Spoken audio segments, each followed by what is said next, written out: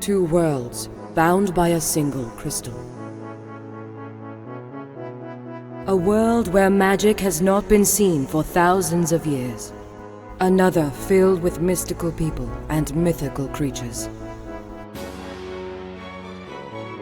Clutch, a human ranger from Old Gehan. Pith, a halfling fighter from Barrow's Bottom.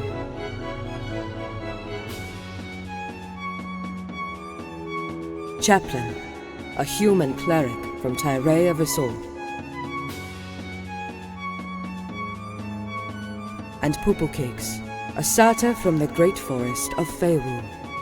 These adventurers must rise up to save their homes from a great evil that threatens their very existence.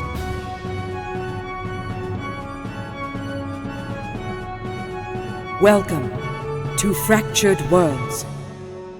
Yo, yo, yo, yo, yo, yo, yo, your boat gently down the stream.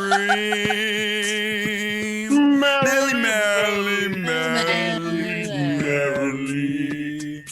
Life is but a... What's up, everybody? Wow, the lamest intro I've probably... The lamest one. The lamest intro I've probably ever pulled out of my pocket. Like, ever. Thanks for letting me be a part of that, Jen. Yeah, who did the beatboxing? That was pretty sick, actually. I went for a little bit of beatboxing. Can you do that? Can you do that again real quick? Just like get a little... I will never do anything on cue for you. Hey, I'm Tiger Rider today, everybody. Hello. Oh, did I screw up the cams? Are the cams? McLogan's right. McLogan's right. Oh, Does that okay. mean that I was hit? So yeah, oh crap. The cams are not looking good. Y'all pro streamer right here. Let me just back up. Hold on, you know what? I'm just gonna do this. Let's make this really easy. Ready for this? Watch. Oh, McLogan's good, yeah. McLogan looks sexy. McLogan looks good. All right, Brad, or someone else talk for a moment while I fix this. I'm gonna talk while you gotta talk. This is me talking to all of you. Do you like when I talk to you?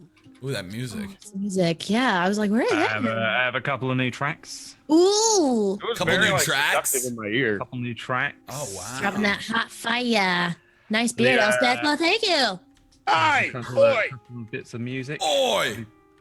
Boy, geezer. I got a geezer who makes me some music, you know what I mean? I go and meet him down a dark alleyway and I say, oi, geezer, can you make me a couple of tracks for Fractured Worlds on Thursday? He goes, listen, mate, I'll do you a good deal, all right? And he sorts me right out with a couple of good tracks.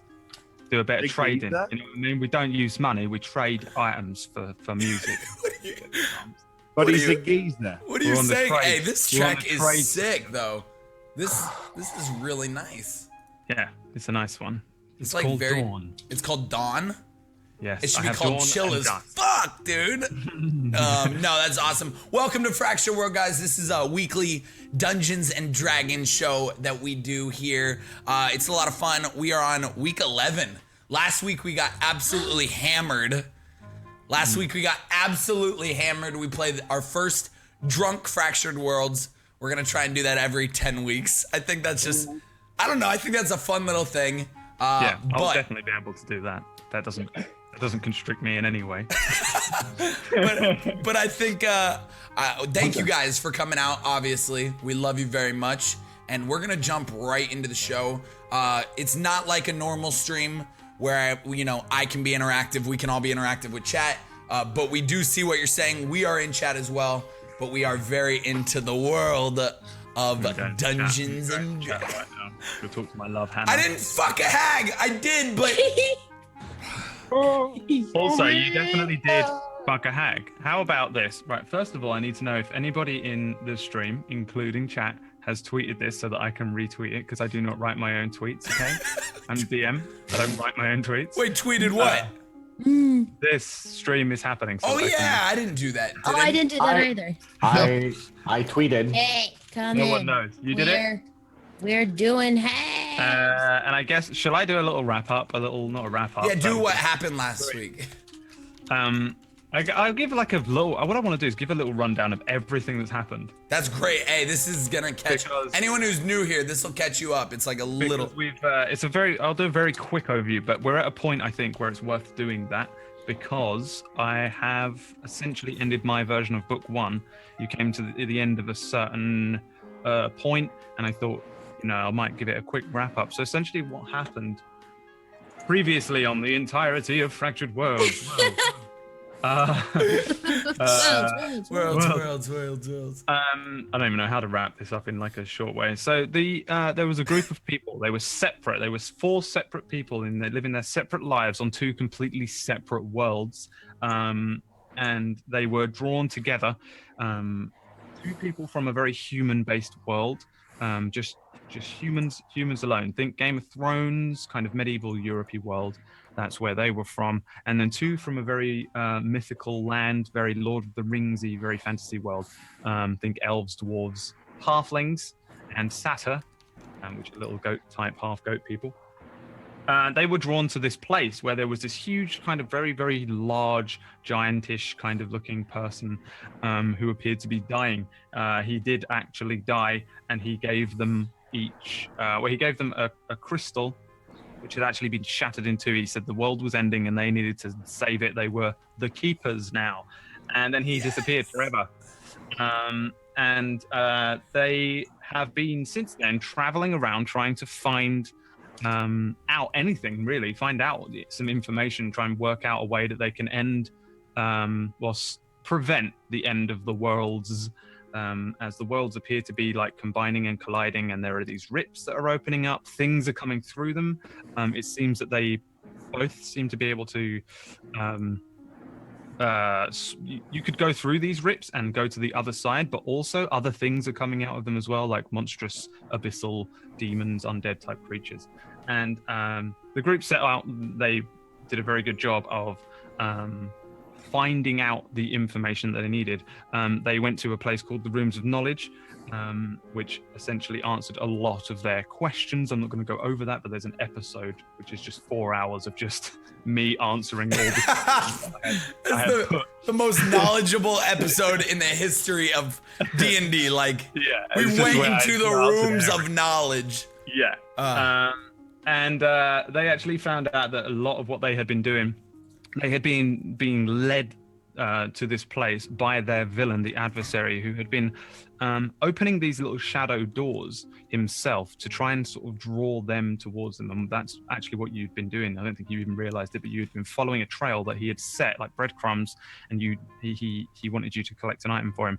You did go in, you did get the item that he was looking for, which was the ring that I think Clutch has. And when you came out, he tried to take it from you, and you just beat the shit out of him. We killed him. Wow. No, you beat the shit out of him. I was expecting that to be really tough, and you just waltzed in, all 4 of you, like, and no. And you dropped him. 1 punch KO. What? And then and then a door was opened underneath you by a sorceress who dropped you into this hole. You awoke so this is last week what happened. You awoke in a tavern. You had some fun, you all got drunk. John found himself a lovely elven woman with whom he made sweet love. She was very good. Listen, chat, this woman, she was so gorgeous. Like, gorgeous. So and gorgeous. Was a hag. And actually Tiger was going after her first. Not true. Yeah, but he turned into a raccoon or a squirrel. What'd you turn into, buddy? A rat? Dumb. Yeah, a rodent. A weasel. So you should always you owe a great deal to the Grand Chan as Poo-Poo Kings. And the other 3 did not sleep with anyone. That is an important point, because it actually turns out, with the help of this weird little dog type creature, who was rumored to be a wizard, they were able to break free of what was actually a hag's illusion, and the beautiful elven woman was in fact the hag of whom Clutch made love to. So yes, in chat, everybody write #Clutch fucked a hag. No! Listen, as I was making sweet love, it was not a hag. So listen, after the fact, that's like saying, hey, you had sex with a beautiful 20-year-old. Guess what? She's 74 now. You slept with a grandma. Have you seen a hag before? Yeah, we saw a picture. It got brought up on our screen, didn't it? No, they brought up a picture of the elven chick, not the hag, though. Oh, Yeah, God! there is a picture. I don't think I've even got Don't go to Google Images right. Ew! I don't think I've got a picture of it. But if Oh you my if you look God. up the night hag from D&D 5e. This one is what I'm looking at. That is what she is. She's purplish looking. I'll give you a Oh. description in a minute. Oh, The first thing, so God. before Yum, yum, yum. beautiful. Mr. John, Mr. Clutch, can you Yeah. roll me a Constitution saving throw, please? Why? No reason. Brad, come on, man. We just started. Let's start this off right, you know? I am. Okay. Starting Constitution. off with the important things in life. Did it go through? Has it been weird? I clicked it a while You're a ago. liar. You're just putting it off. I know you are. I'm not. There it is. You're a liar. Yes! What's All up? right. 19. Yeah. Unfortunately, it is one less than you needed. No, I'm kidding. I'm not going to tell you. I'm not going to tell you. It might be one less than you needed. Might not. Wait, so what was that? What happened? You don't know. All right, let's jump into the official, the official episode. You looked too happy then, and I was like, I don't think he quite realizes that a 20 DC is only like hard. It's not like that difficult. Like most of the time, like a DC of like 5 or 10 or something is what I give you for these things. But this is a very old, disgusting hag who has the most rotten-looking nether region that you will ever have that you will have ever come across. Wait, am I having a baby? Hey. I'm sorry, this is a PG stream. No, it's not. I'm kidding. All right, so let's jump into this episode, chapter 11, the official beginning. Chapter of the 11. Clutch has a STD. I see it now. YouTube's gonna go crazy over this one. May or may not have an STD is a better way of putting it. So, I want you to remember that the last thing that we actually saw as a group was the fact that the illusion was dropped around you. It's probably quite hard for all of us to remember because we were in a haze of drunken. Yes. Super. But the so the essentially what happened is you guys like come out of this odd daze, this illusion that you were in. You do not see the Grand Chan, and you do not see anybody that you had seen in the brothel/bar up until this point. In the areas generally where everybody was sat around all of their tables, like you had like Fairhead Kev was there, and like a dwarven man, and there was like Sir Pim, I think was his name, or something like that, arm wrestling with. They're all like there, but they are no longer themselves. They are all horrible little ghoulish zombie type creatures. Most of them in like rotting skin and like rotten clothing, very aged looking. Some appear to be elven, some appear to be much shorter, maybe dwarven, even gnomish, maybe even halflings if they're this far away from Barrow's bottom. A couple of them are indistinguishable from their former selves. They're almost just bones. Think Walking Dead level of zombie ghoulish creatures. On one side of you stands the hag. Phalith was her name. In her sort of true form, she's got thin, sort of patchy, dark, greasy hair. Again, very rotten looking clothes, very grease covered and stained. Her mouth is all like mottled, and like all the skin is like pulled back over, just these horrible, broken, yellowed and blackened teeth. And it's a very elven looking skull, and she's got sort of very long elvenish pointed ears. But her skin is very, very blotchy, and like it's almost a purplish kind of color. She doesn't look at all like the Phalith that we had seen in the tavern up until this point. She looks like a very disgusting old night hag. And boom, here we are. The first thing I'm going to need all of you to do, please, is roll me an initiative. Holy crap, that's a lot of freaking people, man. Everything in this room, all of these things which were previously the people that you've been interacted with in the bar, suddenly turn to you and sort of through these horribly whited out blinded eyes and start to move on you depending on which one of you is near which other one of you? Wait, is this the moment where I realized I fucked the hag? Probably. Okay, Probably. thank you. Though, depending on how you look at it, you might have greater problems at hand. Well, there are a lot of things. This is an enormous turn order, and I need to roll all of these. I haven't got any dice. Oh, good God. All right, let's go. So yeah, make sure you add in your turn order. I'm being a noob. I'm looking for my initiative. Good Lord, that's a lot of people. Yeah. Woo! Holy Welcome crap. to chapter. Oh, no, ma. Welcome to chapter 2, everyone, where everybody who was a noob before, Elspeth and Tiger, you are no longer such. Now we're experts at D&D. Now you are experts at D&D. You will be. Oh, she rolled a 1. God damn it, hag. God damn it, hag. You will be tested from now on by me. One of your 2 training wheels will be coming off. She's a little bow-legged from Clutch. Jesus, man. McLaughlin. I can't say your name. McLaughlin. Sarah McLaughlin. Joe McLaughlin. Oh, man. Serious turn order there. I don't know if I've had one like this for a long time. Holy crap. Okay. It's so, scrolls. all these things are starting to move and turn towards each of you. Poo Poo Cakes, you are the first person to react. As an arcane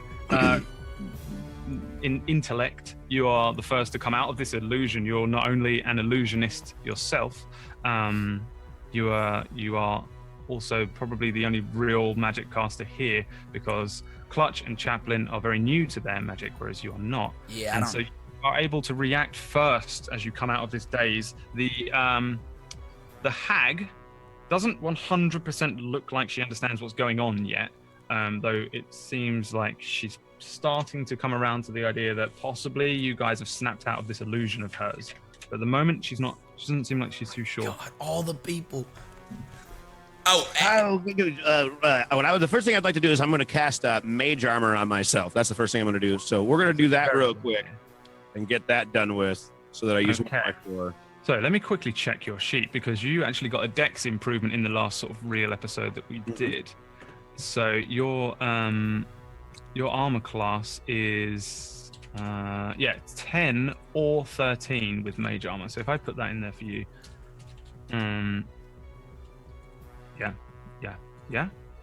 Yeah. That's right.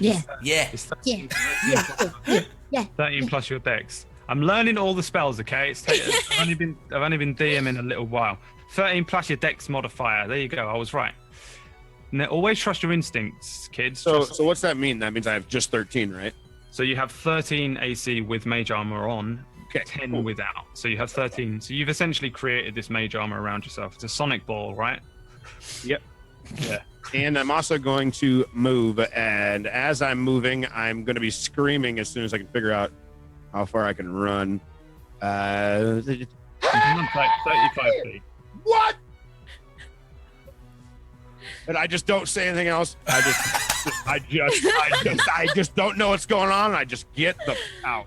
Hey, what? The hag snaps her head towards you completely now, she's sure that you've probably worked out what's going on.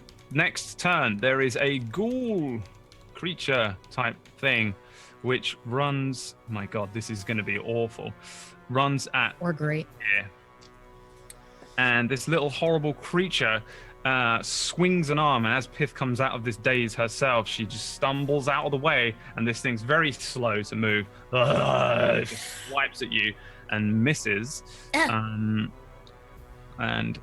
Next one, sorry, I have hairs in my mouth. Gross. Oh, these It's things. the same thing. They start to close in all around you. And this one moving towards Chaplin. What is your AC, please, Mr. Chaplin? That's 18. 18 is enough. This thing comes towards you, moving towards you, and as it moves at you, you just brush it away with a shield. As the one next to it comes at you. This one misses as well. Suck, dude. There's so many. I'm not going to give all of these every single time like a thing. This one swipes at Pith. Oh, Pith. This one has critically struck you. So What? to look around to see what is going on. Lots of them are around you. You've ended up in a part of this place which just you're surrounded by the most of these creatures, and this one, without you seeing, comes in and bites into your shouldery neck area, whatever this is. That is an 8, 9, 10. Holy shit! Holy crap! Bites into your neck and Pith shrugs it off. Pith! It stumbles back, but it pulls a little strip out, and some dark blood starts moving down Pith's front. And then Pith again, as you shrug that first one, or that whatever one off, another one here comes in to bite you. What is your AC? Well, now it's at 36. Your AC? No. Or that's no, your AC. and 19. 36 would be under. So you manage to get this one off of you, and in front of you another one comes in, and again you shrug that one off with your shield. Clutch, it is your turn. There are fucking zombies everywhere. Pith lets out a cry. All right. No! I'm gonna look ahead. There's like the line. Is that a portal? Is that? Give me like a perception or an arcana check or something. Okay, I'm gonna look really hard at that thing, and is that a portal? Like, yeah. So at the doorway. Oh wait, the thing at the door or the thing in front of you here? the thing right here. Oh, the thing that I just moved. Yeah. No, So because that other thing's a riff, I think. But I've never seen that. What is this? So in front of the door, you can actually see through the doorway, and outside it looks like it's sort of dusk, like the end of the day. There appears to just be a very misty swamp that just goes out forever. There's a huge fog, so you don't know how far it goes, but there's a big swamp outside. And as you glance out the door, you actually notice that there's an odd shimmer to the door. This is just the only thing I could find on Roll20, but it's more like a heat mirage kind of thing in front of the door. It looks fairly solid. It's not a doorway, and it's not a great big fiery mass like that, but there is something there, something in the way. It seems magical in nature. All right, can I? Ooh. So this zombie that's right, the zombie-looking thing that's right in front of me, can I go up to him and can I pick him up and try and throw him through the doorway? Of course you can. I just don't know, but I mean, like, do I get advantage because, like, since I'm behind him, coming from behind? Yeah, give me a grapple check. So a strength or an athletics check, or an athletics or an acrobatics check. All right, so I'm gonna. Well, first I gotta run up to him. I'm running up to him, and I'm getting behind him. I'm like, hey, you! 16. I shit you not, you had to beat a 17. So you come up behind him, you go to move him, and as you lift him, his skin just comes loose. And instead of like lifting him up, you just remove like a layer of his skin. Oh my God! Some of his entrails and stuff like fall down. Give me a Constitution saving throw, because this rotten flesh just falls out from inside him and just hits the ground, splashing up against your legs.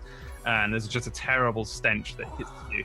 Ew. All right. You've just cuddled a zombie for the first time in your life. Yeah, but listen, man. I thought this was about my STD possibly. I was like, every turn. No. Oh God. No, you are sick. Throw up down yourself, and you will have disadvantage for 1 round. Holy crap! I'm gonna die. Disadvantage on the next thing that happens to you, because you're currently just like being sick down yourself, and it's screwing you up. That was your whole turn, as this guy comes in to try and attack Chaplin. Misses very badly. Another one starts ambling after Poo Poo Cakes, because Poo Poo Cakes started running very, very fast one way. How far can you? They don't move too quickly. So this guy starts moving towards you, Poo Poo. Pith, it's your turn. Oh God. Okay. How many do I see around me? All of them. There's loads of them. Like Loads of them. There's 6. Holy crap. Okay, there's 6 around me. Is there any way I can tell which one is the closest to me, or like which one goes next? Like which one has the next turn? Probably not, because you're not really an Eternal. This is all happening essentially within 6 seconds.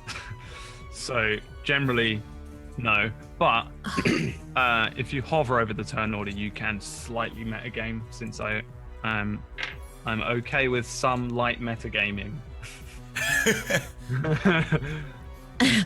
All right, I'm just I'm not sure how to fake. All right, let's go for this one right here because he's behind me, so I'm gonna turn around. Oh no, because that's gonna give the other one advantage. All right, I'm gonna try and run away from this group. Ooh, because really? No! is that a bad idea? I can sense you.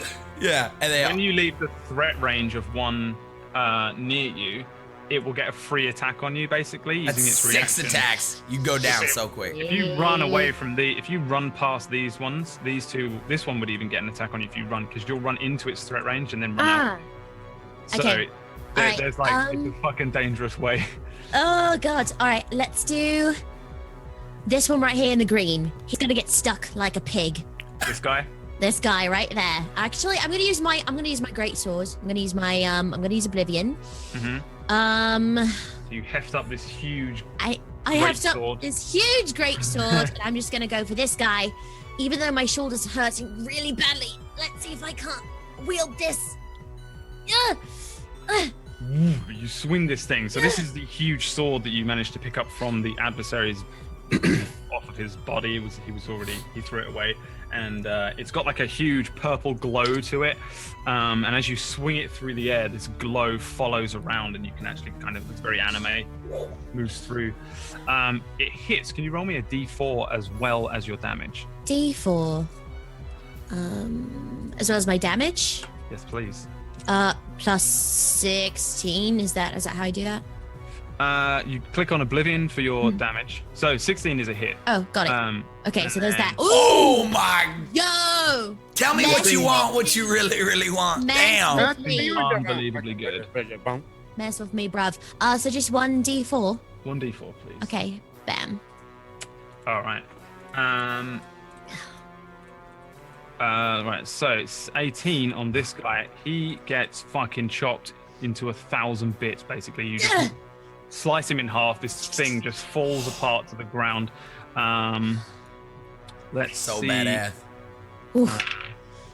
Nah. And he stays down. You just fucking wreck him. Yeah, wrecked. Anything else in your turn? Remember, you have stuff like action surge and all your other bits and pieces. Yeah. Let's. All right. If I turn around, that's going to give this guy over here on the right the advantage, right? Because he's going to be able to like attack me from the back, right? You can turn around all you want. You can't move further than 5 feet. All right, can't move. So I'm gonna turn around. I'm gonna get this guy who was at my back. I'm gonna swing the great swords around again, and just hopefully do the same thing and try to chop him in half. Let's see what we can do. Action surge. You steel yourself. You find from somewhere within you the power to just strike again. You heft up the great sword. You just keep swinging, I guess, all the way around. And you said you're aiming at this guy behind you, just here. This one. It is a hit. Yeah. Nice. Deal your damage. Boop. Oh! Damn! Holy crap! I'm watching that from over here.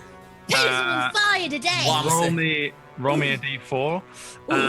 As you carve this thing, you just chop its head straight off. It's got like a little tongue underneath. As you're swinging this thing through the air, you get this terrible feeling in the pit of your stomach. Like, although you're kind of wrecking these things and it's a very scary situation, you feel this horrible cold feeling like something is wrong, something is amiss. And the purple kind of line that moves after this sword as you carve through the air, you feel like this sword doesn't just strike the zombie, the ghoulish head, it also feels like it's cutting something else as you move it through the air. And as you see this thing chop this zombie's head off, you look to your right, and a shadow has formed as a cut in the immediate air next to you, and you see another one of these sort of shadow rifts open up. Right. Holy crap! Here.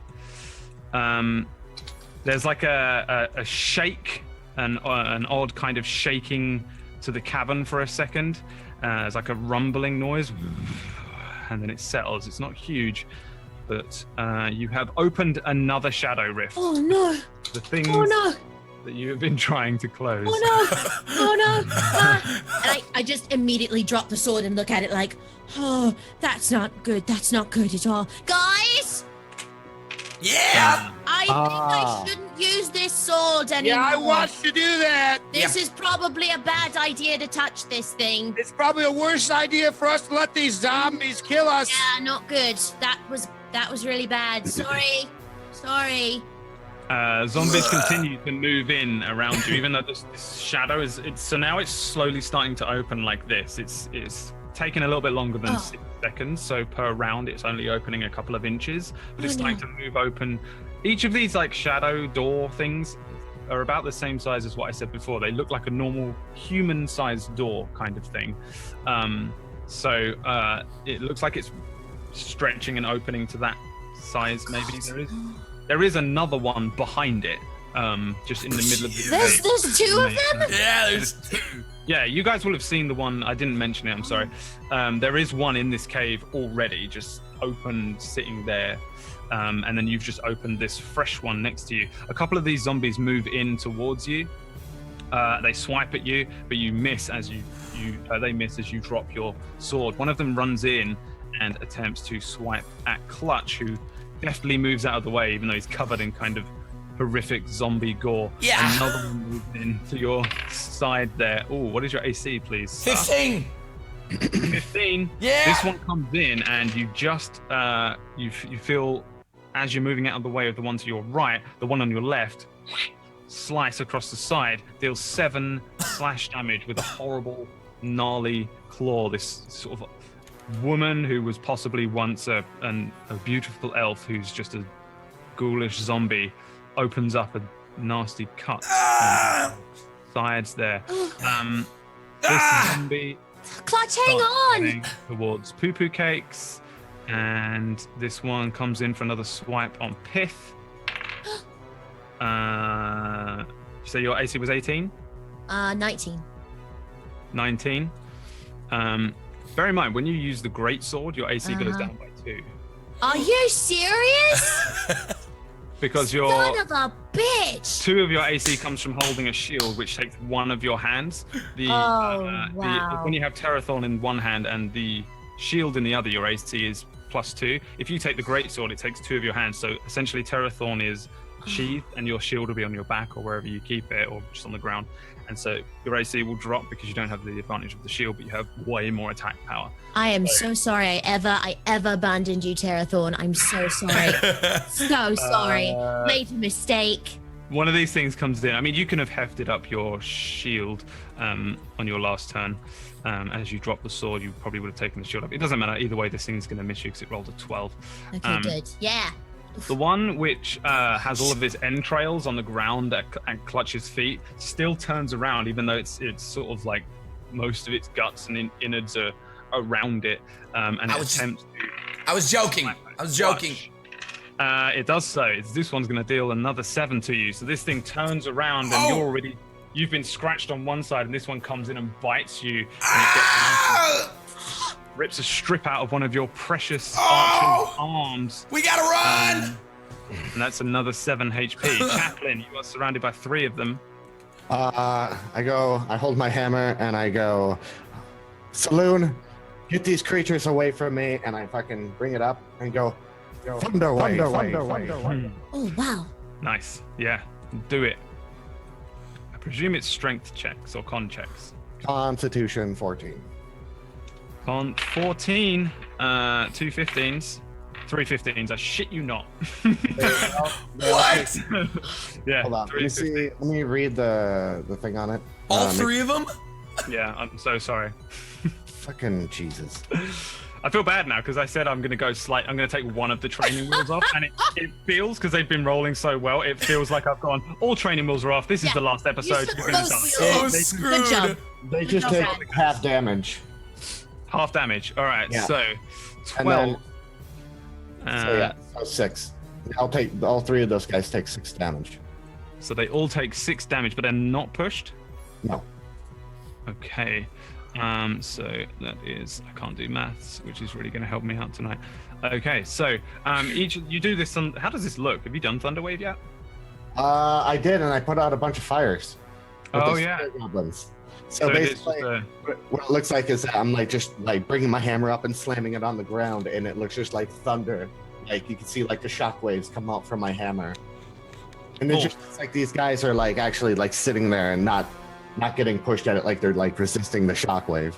Yeah, it's probably that for some reason you're probably really tired. You're still on the edge of exhaustion. Probably all of you, realistically, but specifically you, Chaplain. You didn't eat any of the food, but now everybody is probably questioning what that food was that they ate. Oh my god! So did I eat? You're still very, very weak. So probably this thunderwave didn't come out as heavily as it should have done. And You grabbing me. It affects them. We see strips of flesh and their skin moving, and they're obviously hit by something. They stand pretty firm, and they keep coming. Phalith, the hag in the corner there, so she looks similar to these things in that she's gross, but she looks alive and conscious and aware, sentient, more so than these things. And she sort of looks around the room, tries to gauge the situation. She looks over at Poo Poo Cakes and then looks in the corner by Poo Poo Cakes, there is a pool of water over here. And she makes a crazy dash for it. She just runs as fast as she can, which is 60 feet. What? Yeah, she bolts because she's using her. So you can all do this as well. You can use your action to run another length of your max movements. Most of you is 30 feet. Holy crap! Good thing I'm on beat there. You can run your movement, and then you can run another 30 foot Dash, right? It's called dash. You use dash, which is an action that you can use. So instead of normally you use attack or you use sacred flame or something. You can choose to not attack, and you can choose to dash, which means you just use another full movement or use further movement sort of thing. Does that make sense? Yeah. Yeah. Okay. She's essentially mechanically doing that. As far as you're concerned, she just pushes past these two ghouls and just starts wildly running towards this pool of water. She's probably quick. she's moving really quickly, and she's sort of she looks wild and crazed. Probably doesn't make much of a noise as she does so. She's very wary of Poo Poo Cakes as she starts running though, because he's kind of close. He is where he saw. That's where he going. All right. She's so spry. I'm in the water, baby. All right. So you can use just your movement to get there. So you still do it. So this is like a pool of putrid water. There's it's like a natural pool of water, but it's stagnant and smelly. Inside it, there's this sort of stone chalice-looking thing. It's poorly made, almost naturally made, but probably carved in some rudimentary way. And it comes up to look like a bird water feeder thing that you get in parks and stuff sometimes. In the top of this, there is some black water, just almost completely black. Give me a perception check. This is not your action. Everyone? No, just Poo-Poo, as he comes running up to this sort of stone thing that the hag is clearly running towards. What is that hag doing, man? And you peer into this thing. There is there's this very still black water. Perception. The sheet's giving me a hard time. 1 second. That's right. Just click it once. It's taking a little slow. I think Roll20's being a little slow today. I think that might be what it was. You said perception, right? Roll20. Yes. There it is. Cool. So yeah, you get to this thing, you look in, and it just appears to be like black water. It just looks like very still, very black water as you run into this horrible putrid water, which kicks up a terrible stench. What do you want to do? Would it take an action for me to touch the water? Depending on what do you mean? You want to test the water? Basically, yeah. Generally, interacting with this thing is going to take you an action, yeah. Okay. I am going to. Where's that? 1 second here. I am going to attack Bailiff then and try to get her to not come over here. I can't get to my spells though because Tito. Roll 20, cooperate! Please roll 20. Please. Shut up. Don't do this to us, not tonight. Now we're for Tiger today. I'm gonna throw. You all need to buy a dice. You need to buy some D20s. You're right. I think that's a good investment. You should buy some just for if Roll20 ever goes down on us, we can literally just carry on. Do it right in front of us. Roll20 goes down on us. Hey. I'm gonna throw a firebolt at her. Okay. Yeah. Roll to hit. Yeah. You send a firebolt at her, and she's still running. So as she starts running, generally in the same few seconds, you start heading towards the thing. You see what she's going for, and you run. As you get to the thing, she's still heading towards this thing, and you just let off this firebolt. As you do so, she swats it away. It's not like she can do it naturally. She sort of swats it with an illusionary shield type thing comes up on her hand. She barely gets to it and moves it out of the way, and she keeps moving towards you. You can do it. Do you want to use a bonus action if you've got anything that you can use on a bonus action? Do I have a bonus action? I don't know. It'll be under a spell. I don't think. I don't think I do. You're a wizard. Oh my god! Even are at this point. Because I know what it is that I want to do, but I think if I don't have a bonus action, I think I'm just. Yeah, I think you've got reaction. Yeah. Remember that absorb elements, that spell that you was not happy about getting last week is a reaction. So that means you can do that when you take damage. Okay. Let that off. So read what it does. It's one of those weird, confusing spells that I probably would never normally give a scrub like you. Lol. But you rolled for it and it was just on the list. Okay, so while this is all happening on one side, Pooper Cakes is sort of facing off against this all-powerful hag. This guy is dead. More of these horrible things. I don't know why this one didn't get a turn last time, but it moves in. Probably can't really get anywhere. Yes, it can. Crawls over the body of his fallen zombie comrade. No, Pith! Watch out! Here. What? Oh, just enough. You just get your shield up after throwing the greatsword down, and the zombie swipes at you. But you defend it with a shield. Chaplain, one of them swipes at you and misses. Let's move through these a little quicker because it's going to take us forever. Another one misses, swinging at you and trying to snap and bite at you. Another one bites towards you, Pith, and you successfully fend that one off as well. This one is dead. Clutch, it is finally your turn. Jesus! Again. All are still on... We're only on round 2, so you still have disadvantage on whatever you do now. Oh my god, I'm so It screwed. just seems like it was so long ago. So what? Are you still throwing up? Oh, yeah, that doesn't sound good. So quick question: the guy on my left, which is this red-coated motherfucker, is he any different than them? Looks why, or why does he has clothes that are nothing, or is it just they are aesthetic? Essentially all the same. Okay. But this is just the body of a woman. She's wearing a dress. That's the only difference. Now, if I try to run, 3 of these things get to hit at me, and I have disadvantage on that. Does it double the disadvantage on something that you do? Yeah, whatever your next roll is. Oh my god. So no, they won't. You won't have disadvantage on that because that's their attack roll. So they don't have disadvantage. You do.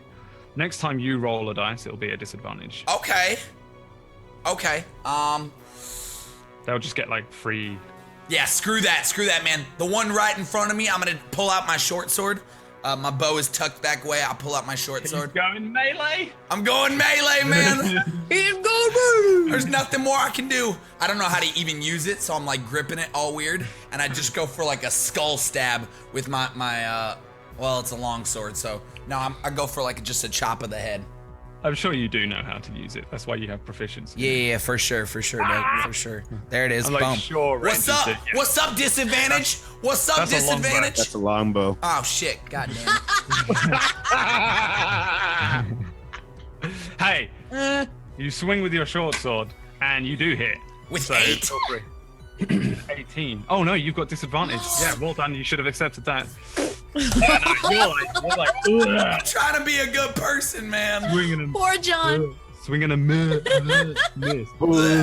I swing as I'm throwing up. We're gonna miss. You Taylor Swift and shake it off, and you are no longer disadvantaged. God damn it, dude. Bear in mind, Hunter's Mark, I'm pretty sure, still works on stuff like short swords. Oh, I did not know that. Thanks, Brad. Like 90% sure it doesn't matter what type of damage you do. No, thank you, seriously. I think you can still. It's not just because. Yeah, because you just pick anything to be your quarry. Yeah, but I so don't. the same goes for Colossus Slayer when that happens. Doesn't Okay, matter when- because you missed. Chaplain, another strike. Oh, what is your AC, please, sir? Chaplain? 18. Oh, 18? Yeah. You're busy trying to fend off these things. One of them comes in and bites into the back of your shoulder here, pinging. Most of the damage is stopped by your chain shirt, presumably, but a couple of the top teeth get in and leave a nasty little cut for 6 damage. And yeah, another one of these things starts heading towards Poo-Poo, but Poo-Poo's running around, zipping about, zippity-doo-dah, zippity-day, all over the place.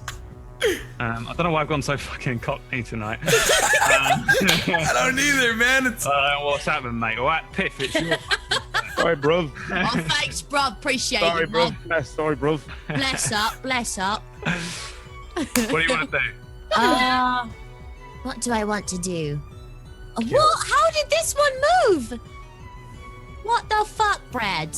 What happened? Did he come? Okay, so I'm surrounded. How am I You're supposed to? proper surrounded, yeah. How I'm proper surrounded, You're gonna bro. have to get- How am I supposed to get these guys without? Okay. Which gonna one have is to the start injured killing. one? Which one's the one that I can't- Which one is injured? I don't think any of them are injured. They're just None of them are injured. Yeah, there are 2 dead bodies around you. I had to delete one because it gets confusing. To delete a dead body. Okay. I'm just gonna delete all the dead bodies because it confuses everything in the world. Thank you. All right. But there are two that are just like headless on the ground. Headless on the ground. Let's go for the not headless one. I think that's the one in front of me, right? I think. All of them that you can see on the screen, yeah, are Okay. all just like Well, I really don't have another option here, so I'm gonna pull out Terrathorn. Trusty Terrathorn. Wait a minute. What's Earth Tremor? Why do I have that? What is that? Earth Tremor is Yes. the thing that was unlocked to Terrathorn. Oh, that's right. It is a spell. If you go under your spells, Yep. I think, did I write in how you use all that stuff? Because I haven't got it anymore. Oh no, I didn't mean to do that. I did not mean to click that. Sorry. I mean, you Can I might do want it, to though? if you click. I don't know what I did, but can I? Well, it's only one, so I don't want to use it. Oh yeah, no, that old chestnut. Damn. Okay, so If it were higher, maybe I'd use I it. can't remember what the rule was, but I think as a bonus action, once per some form of rest, you can use Earth Tremor casted Earth Tremor. from Terrathorn, your right? sword, Terrathorn. Okay. as Well, we your haven't arcane rested, weapon. so I can't use that. I don't You think. can use it, you just can't use it this turn because of Okay. that devastating. All right. Let's just go ahead and use Trusty Terrathorn. Boop. Oh God. That is actually a hit. Ooh. Hot dog. Ooh, Hot nice. dog. Which one are you striking at? The one in front of you? Yes, please. You jab him, and you rip out a huge chunk of him. It disables him a little bit, but he just Yeah. he's still up. He keeps coming. I'm trying to bite God. at you. Disgusting. Give me a perception check, please, Pith. Ugh. Oh, it smells like fish. Ugh. All right. God, my perception sucks so you are bad. far too busy dealing with these things. Although on to one side of you, you will notice that the shadow thing starts to open a little bit more. The shadow door. Oh shit! They all start coming in and biting at you. This guy misses. There's one behind you which has advantage to strike you and still misses. The double crit one. And then the one next to Clutch. What is your AC, please, Clutch? Hey, it's 15, man. Oh, 15. Meets it, beats it. He comes in. No, before it happens, Keeper's Edge. I pull that shit out and I use it. Wait a minute. What are you doing? I'm pretty sure it was the Keeper's Edge where it blinds. Oh, no. That's Lathander's Blessing. Keeper's Edge is the name of the ring which it rends anything that is immortal mortal within 500 feet of you. What did you just say? Okay, you got a ring off of that. Oh, I remember it. I meant the Seraph thing. I'm going to use the Seraph, the blinding you light. have something called Lathander's Blessing, which imposes disadvantage on someone as your hands just become a flashbang, basically. Yeah, I'm a flashbang. Boom. And it comes in. It looks like it's going to get you in the neck. And you blind this thing. It's already kind of blind looking, but it freaks it out. Fuck you! Misses completely. Got him. As you laugh. And so again, that one I think you have one use of before a short rest. So you can't use it again until you have a little sleepy. All right. The one on the right of you, the female looking one, it's kind of affected by this blinding light as well, and just doesn't even try and bite at you. Another one keeps running towards Poo Poo, runs down to probably about there, and then this one comes in for a little bite on Pith. This is a successful bite. No! Desperately trying to fend off as many as she can. Pith does not see this one, stumbles in, low bite, because it's a very small looking thing, probably gnomish once upon a time, and gets in a bite on your upper thigh, hits bites in. Another, again, you feel a hot liquid start to move down your leg as this thing bites 6 of your precious HP out of you. A little help here. You're all struggling. The one in front of you, Clutch, which has all of its entrails around it, just gets kind of caught up in its own entrails and is unable to really maneuver itself around. Chaplain, it's your turn. Jesus. I'm looking at my friend. I see Clutch and I see Miriam, and they're in big trouble. So I'm looking at these things again, and I was like, Saloon, strike them down. Thunder. Do it. Nice. Let's see what they get this time. That is a 3, a 13, and a 19. So we'll say that the one in front of you is the 19 because I didn't really dedicate numbers. The other two fail. Come on. For 6. Oh, y'all gonna die, man. And did they get pushed as well? Yeah. All right. So, and then this guy takes half of that, which is 3. That's not mathematics, Bradley. All right. So, 2 of them are pushed 10 feet away, I think. One of them actually doesn't make it 10 feet, just gets crushed against the wall. You get an opportunity attack on one of them if you'd like. I do want to do that. 1 second. Get him, Chaplain. Nice. Yeah, that's a hit. Which one? This one that's kind of close that hit the wall. Okay.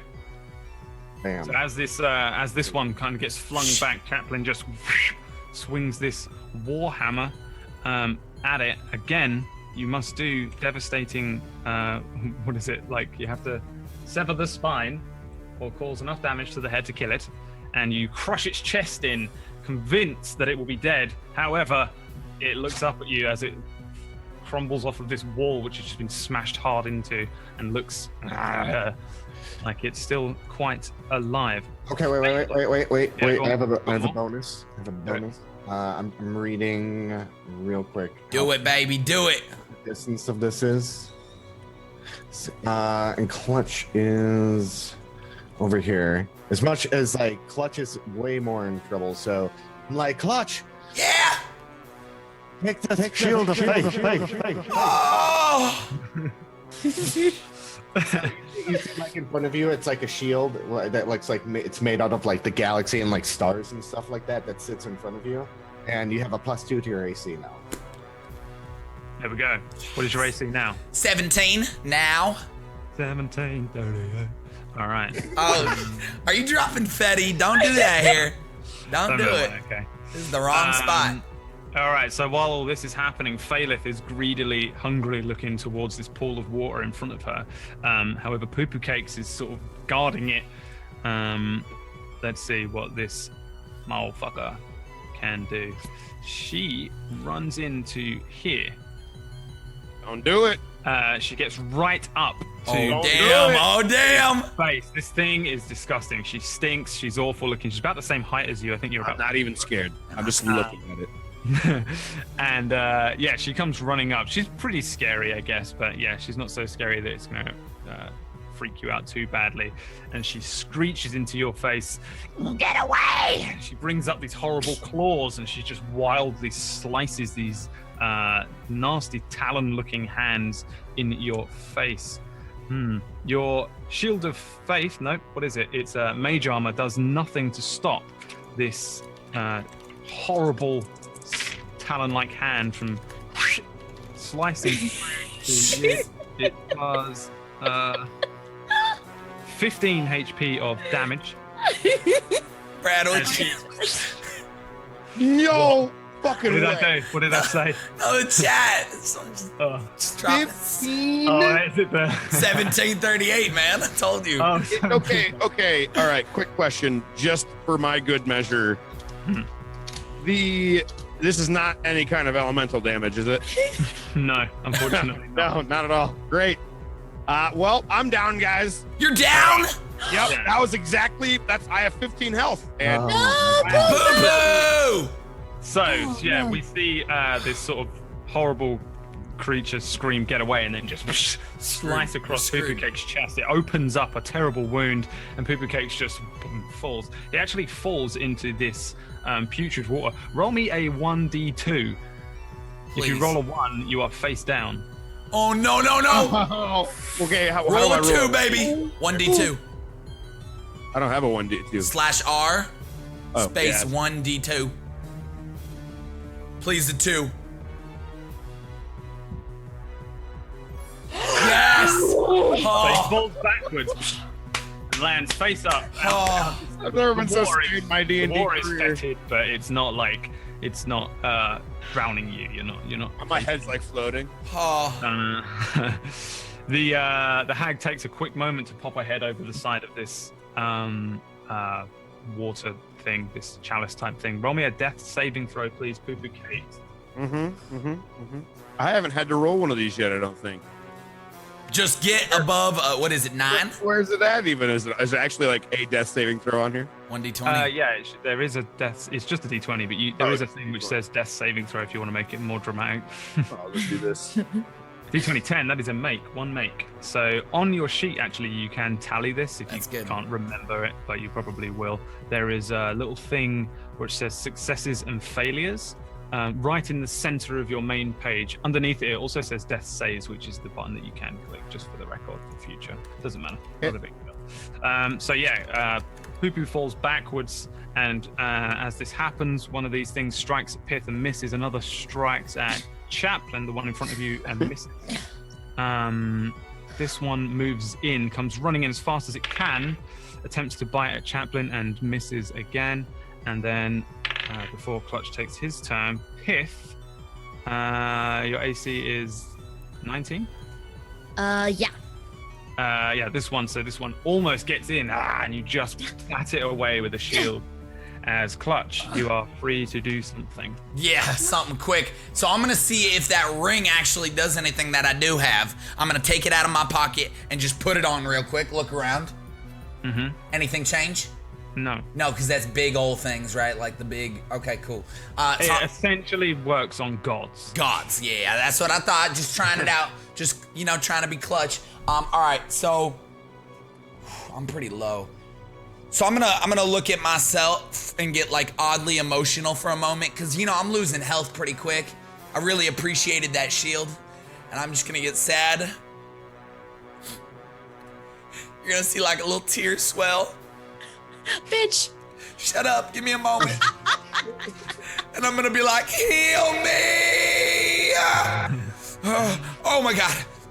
And all of a sudden, Cure Wounds has hit my body and done. He's got me crying. And done this to me. 7 damage of HP. 7. I'm at Turning 20. 7 HP to you. Do you want to do anything with your bonus action? Yeah, my bonus action, I would like to do something, I think. Can I do what can you do in bonus that's like not a spell? It's like a movement thing or something like that. Pretty much nothing. Okay, cool. I'm done.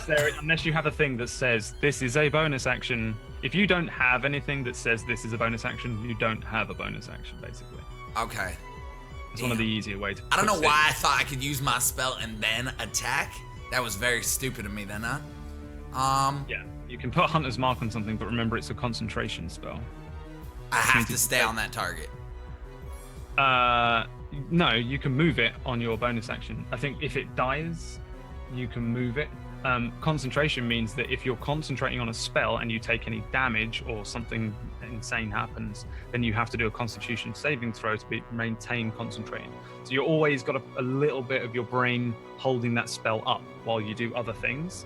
So if something comes in and bites your neck and you lose concentration, the spell drops and you'll have to recast it. And all right. No, I'm gonna wait to do that before my turn next time. You normally don't have to deal with this because you're cotched up at the back. I'm like, they're around me, man. All right, you rarely have to deal with this situation. I'm done. All right, one next to Chaplain comes in for a bite, and it does so, critically striking Chaplain. I'm gonna use Wrath of Storms. Yeah! Do it now. So let's do that. Jeez, we're gonna die, man. Because we ruled that this happens before you take damage, yeah? Yeah. Yeah, we did. It's a reaction. Yeah. It's a reaction to a hit. So he's coming to bite me, and I'm like, oh my God, Saloon, Wrath of Storms. Dex save. 1. Yes! Get wrecked, nerd. He takes 7 thunder damage. Oh, is it enough? It's exactly enough. Shit, you know, I'm actually using roll 20. I don't know if you can you see their health bars? I cannot. No, I don't think you can. I think I learned this last week. You have to tick them on. That's when I was saying last week. I was like, so there's so many of them. I was like, I'm just using them on roll 20 to do their thing. So, this huge. What is Wrath of Storms? How does it look? Because this thing's about to get. So basically, this thing comes up to me, and it's like you just see me shout this prayer as I'm like getting ready to do my next move, and then you just see him like, and it looks like he's just coming in for my neck, like he was gonna come in, and just thunder just shoots out and blows him in the fucking face. And it fucking fries him and reduces him to little more than ash. These things are like very horrible, rotten looking zombies, man. This thing's cooked to nothing. It just disappears from the whole world. One of these other zombies heads over once again, starts looking hungrily at Poo Poo Cake's fallen body. Pith, it is your turn. Oh God. All right. So how open are these shadows now? Like one of them really is fully open? open. Oh The shit. one next to you is maybe about a foot. Okay. Foot and a half. Is there anything coming out of them? Give me a perception check. Okay. Please say something, man. Listen, boys, my perception is horrible. Always. I literally always roll the single digits every time. Every time. Desperately trying to, like, with the back of your mind, you're like, what is anything coming out of that thing? But there's just these zombies around you. You haven't got time to look and Right, can't see a thing. Now this guy with his intestines is on my sword. I'm pretty sure they're just hanging off my sword at this point. Can I just go in and attack this same zombie? Yeah. Like last time, because I think that's all I can do. Unless oh wait. But I heard butts. touch the butt. We got to slap it. We got to slap that butt. We got to slap it. Slap that butt. We're gonna slap it. We're gonna slap that butt. Subscribe to McCloakin because now you can subscribe. Now you can subscribe to McCloakin. Can I use my pushing attack? When you hit a creature with a weapon attack, you can expend 1 superiority die to drive the target back. Because I really just need some space. These zombies are really. Please start using your superiority die, Elspeth. I'm working on it, Brad. I'm going to have all 3 of your comrades start imploring you outside of game, metagaming you to use them from now on, because it's going to help you all from not dying. Okay. I don't want to die, man. I'm going to use... just to reiterate, you need to hit and then use the dice. So you still need to you need to actually hit the thing, but if you do... All right, let's use Terror Thorn on the guy in front of me. Do it. Okay. Nice. That is a hit. Nice. Give me the damage. Boop. All right, and then you want to push him away. Yes. Using my pushing attack. Yeah, I'm going to figure out how to set these up so you can click them, but I haven't done it yet. So I think pushing attack pushes it away. So do you get an extra D8 of damage? No, not that I see, no. Let's have a look. I don't think so. Yeah. Wait. Well, no. You can expend 1 superiority die to attempt to drive the target back. You can add a superiority die to the attack's damage roll. Yeah. So your superiority dice are all D8. Okay. So whenever it says you can expend a superiority die, you use one, but you can also roll a D8, and then you add that to your damage. So now just roll me a separate D8, because this is the extra damage you do. Boop.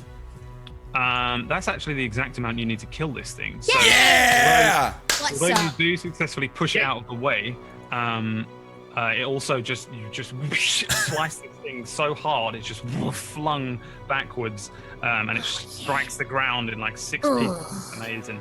And yeah, if just for the record, so that you learn, if it had survived, you would have had the opportunity to attack it to hit it again. Holy crap! Use that every day. Threat range, so you get you could kind of hit things 3 times if you use pushing attack. Okay. But you wrecked him anyway. He's destroyed. What's up? K-O-O-O.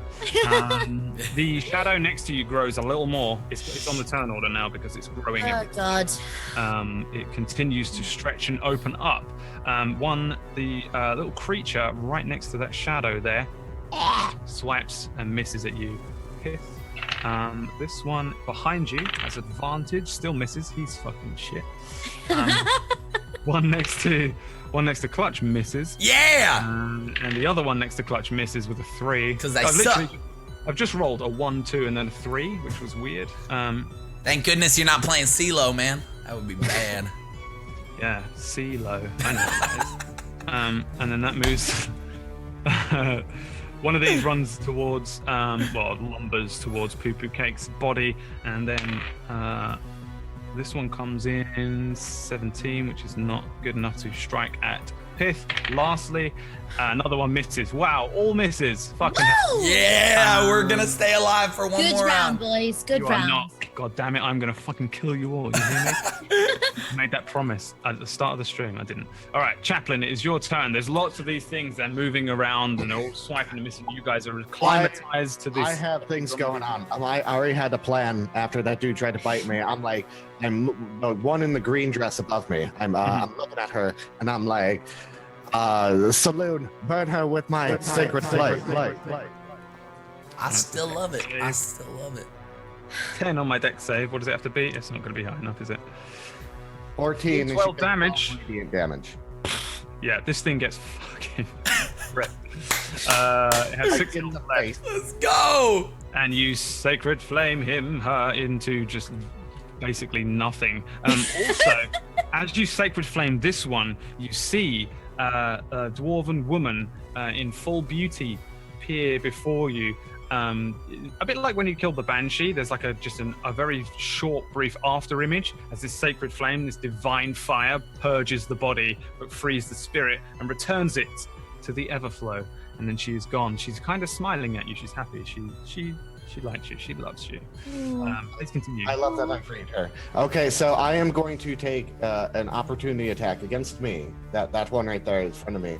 I'm going to move right over here. All right, as you run, this one bites you. 17 plus 3. Go on. If he attacks me and he pulls out the attack, Wrath of Storms. Do it. Dude. I have so many cool things. DC 14, 7 damage. Yeah, so you deal 7 damage to him, which is not enough to kill him. So as he bites you, you just electrocute him at the same time. what that means. Still does his damage to you, right? Yeah. So he's going to bite you. As you run, he bites into the same hand as you Wrath of Storms him. He latches onto your hand and deals 5 HP of damage, ripping a little bit of flesh off as you shake him free from this. That's okay. I'm ready to take damage because I have to save my friend Poopy Coots. But I am now Poopy Coots. Poopy Poopy Coots. Poopy Cakes. Great, McLean. He gets 8 hit points back, and that's the end of my. Poopy Coots. So as you're running along, you cast a healing word at Poopy Cakes, who takes a breath in. You wake up. You're surrounded by this horrible, disgusting water. There's a horrible hag in front of you. There's a couple of zombies lumbering your way. And the hag doesn't seem to even acknowledge you at the moment. She looks over the edge of this pool of water, shoves her hands in and pulls something out and clutches it to her body and starts to look around. And then she disappears. She's just gone. Who? The hag? Yeah, the hag. The thing Okay. The thing you. Yeah, the thing you. Poopy Cakes, you are on the ground in a puddle of water. Am I able to shoot a firebolt from the ground? You can. I think you have disadvantage from doing stuff on the ground. That's right. I can use my movement to get up, though, can't I? Yeah. Yeah, you can use half of your movement to get up, so you could even move 15 feet somewhere else. I ain't going no way. I'm going to hit this guy with fireball. Suck me. Whoa! Strike. Critical strike, man. Fireball. Double damage. Oh. Oh, that's a really authentic echo. Yeah, look at it. It's still going. Wow, look at it go. Oh my gosh. He's my echo. like a fish trying to get water at the top of the bowl. Roll your damage. Yeah, you mess this guy up. 4 + 4, 8. Equals 8. So you send a firebolt out towards this thing. It burns a hole straight through this area of this zombie moving towards you. The one in front of you, right? I'm guessing. Yes. The one closest to you. And it moves this thing back, and it just carries on moving. A smell of horrible singed flesh in the air. Anything else? Probably not. Not a chance. This one lumbers up behind Chaplain and misses. It's got advantage. Misses. Everyone just keep missing, man. Wait, where's this one? I've lost all my zombies. Oh, my zombies, where you at? Raise your hands up. Oh, you Wait, is the Zambos. zombie in front of me not dead? No, it is not, no. Damn. Blown a chunk out of him. They're hardy little fellows, but they've got very, very low AC, so that's the key. This one in front of you, Pith, has bitten you. That's what I was going to say.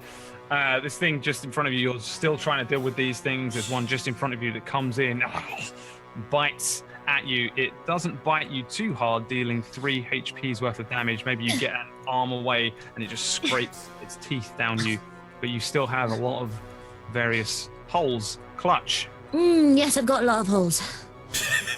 Yeah, what's going on, man? Tell me more in slower detail.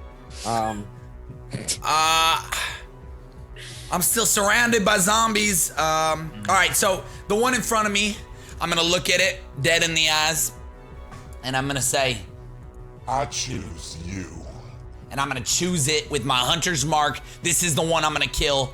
I thought Hunter's Mark only worked with bow and arrow, but I guess I was wrong. I'm gonna pull back my freaking short sword, and I'm gonna stab it in the freaking face. That is a hit. Heck yeah, it is. So you wanna see the damage? This plays There plus it is. Hunter's Mark. Plus Hunter's Mark, which is a 1d6. I'm doing it in the wrong spot. All right, 12 damage. Clutch is rolling as you strike the one directly in front of you with all of his entrails hanging out. He's kind of all tangled up in them, and you slice across the front of him. It's a fucking awful cut open. Is this mangled mess, but he's still kind of trying to bite at you. He's still alive after 12 damage? Yes, sir. Holy crap-oli. They have 2 different sets of HP. but Wow. yeah.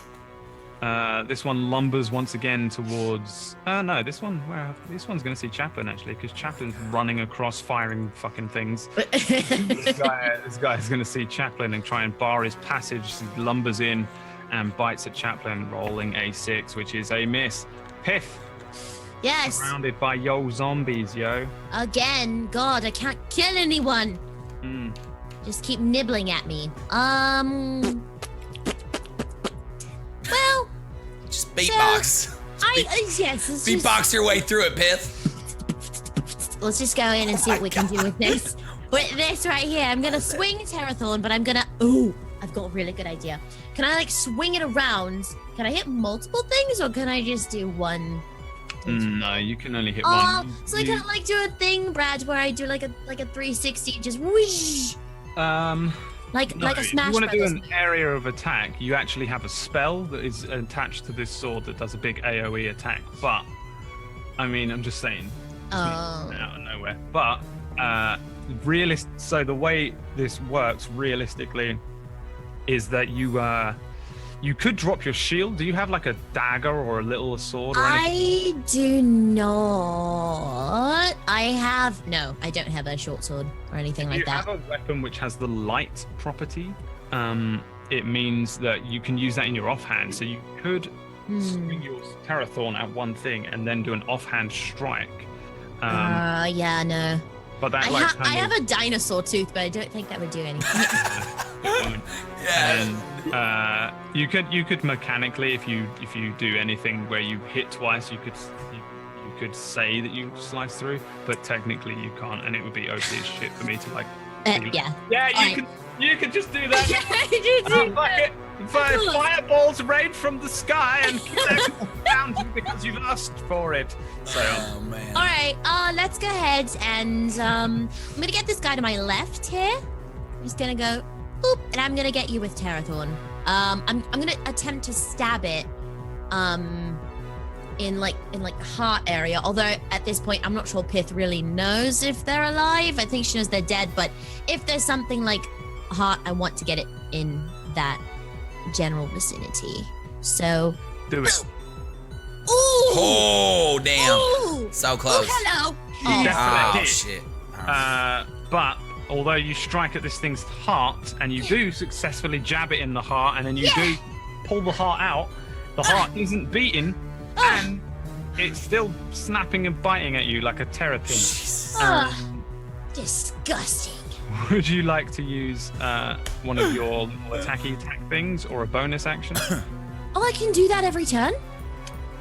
Yeah, every time you hit something, you can use one of your things. You have 3 of them. Wait, hang on, let me see. Yeah. Okay, wait, I thought I could only do that like once per fight. I'm so sorry, Brad. All right. No, that's all right. Wait, Just read the PHP about it. I know that sounded really fucking horribly sarcastic then, but I didn't mean to be that way. No. I mean, just read the thing. It just says, because it's Almaster is kind of confusing. I know. I'm always forgetting everything. All right. See, but it's not holding anything, so I don't know if it would. You know what? I think I'm just gonna stand there and look at it and just raise up my shield. Can I do anything with like my shield, like for the next turn, like preparing my shield? Realistically, shields don't provide you with a lot. There is a thing I think called like Shield Master or something that you can take, but not. Generally, all they really do is give you an extra bit of AC. They're mostly like an aesthetic thing if you use them for something. Okay.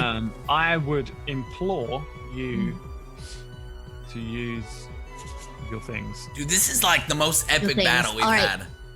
Because even if you use like, so you have disarming attack, which it doesn't have any weapons. You could just use it to try and cut off a finger, but you'd still get that D8 damage. You can use pushing attack even if you don't care that it gets pushed away, because you still get to roll another D8, which is essentially like striking twice. Yeah. Do it all. Let's. That reason, like, you don't have to be too precious. I'm just checking here because you have. Okay, so on your front page you've got superiority die. You have 4. You will be 1. So you still have 3 left. You don't have to be too precious with them. You Okay. Spam them out and then deal with the consequences later. It's up to you though. I'm just saying, I don't want you to be afraid to use them. Okay. Because you're just like. I am afraid to weakening use them. I'm yourself. afraid I'm gonna be like You also wrong, have- and then you're gonna be like, oh well, Pith lost a leg. You also have Earth Tremor, which you can cast on a bonus action, which is where we will be at in a second. Okay. Once, and it casts out from yourself in a 10-foot radius of earthquake. Oh my god! What? Can I do that right now? Yeah, unless you want to use a disarming attack or one of the other things. I really want to do an earth tremor. All right, click it. Can I please Click do it! that? Ruin everyone's lives! I'm gonna do it. I'm Save gonna yourself. click this earth tremor. What if everything dies around you? You're gonna be amazed. I don't know what I'm feeling. I'm not sure. Nice. So the I guess how do you wanna run it? Like, do you stick the sword in the ground, or is it just cast out from the sword? The sword is your arcane focus for this spell, which Yes, means. I would just like to cast up from the sword. Oh my Please and Right. thank you. So from around you, there is like an odd earthquake. Suddenly, the cave starts to rumble and shake. The ground moving. I just need to check if Earth Tremor does anything else. Earth Tremor. Tremor. So you cause a tremor in a 10-foot radius. Each creature must make a dex save or take 1d6 bludgeoning damage and get knocked prone. So that's the other thing here. 1 fail, 2 fail, 3 fail, 1 make. So the one on the right of you there has made it. So he only takes 1 damage. So he takes half damage. Nope, he doesn't take half damage. He just doesn't get hurt. These guys take 2 damage and fall over though. So they're on the ground, which means you have advantage to hit them. Yeah! Cool. That's great. They're like literally on the ground. My God, this is so much effort with so many things. All right, so give me a perception check as well, please, Pith. Please get Good Lord. Wait get for a it. high. We need Wait for it. Waiting. Wait for perception, right? Yep. Perception. What do you, a bit of 5. Yeah! Whoa! All right, what's From behind you. Unexpected. From From behind? behind you, as this shadow starts to open up, you hear this roar, this terrible, like, blood-curdling. It sounds enormous, but it sounds like it's coming at you from down a tunnel. From behind you, basically. There we go. It is. On the ground, this thing swipes at you because it's so fucking stupid. It probably doesn't know that it can stand up. Really badly fucks up its swiping at you. The one right next to you is not on the ground, but rolls a 3. This guy, which one are you? One next to Clutch strikes at Clutch. Oh no, actually, Clutch, you still got Shield of Faith up. Yeah, 17, baby. 1738. So this thing strikes at you, and the Shield of Faith like pings its hand away. Ow. You just stub your finger? Really fucking hurt. No, that's what the zombie says. The zombie's like, bro, seriously? I really thought I'd hit you. And the woman next to you also strikes at you. Roll me a d6, Mr. Clutch. Okay. 1d6 coming right up, sir.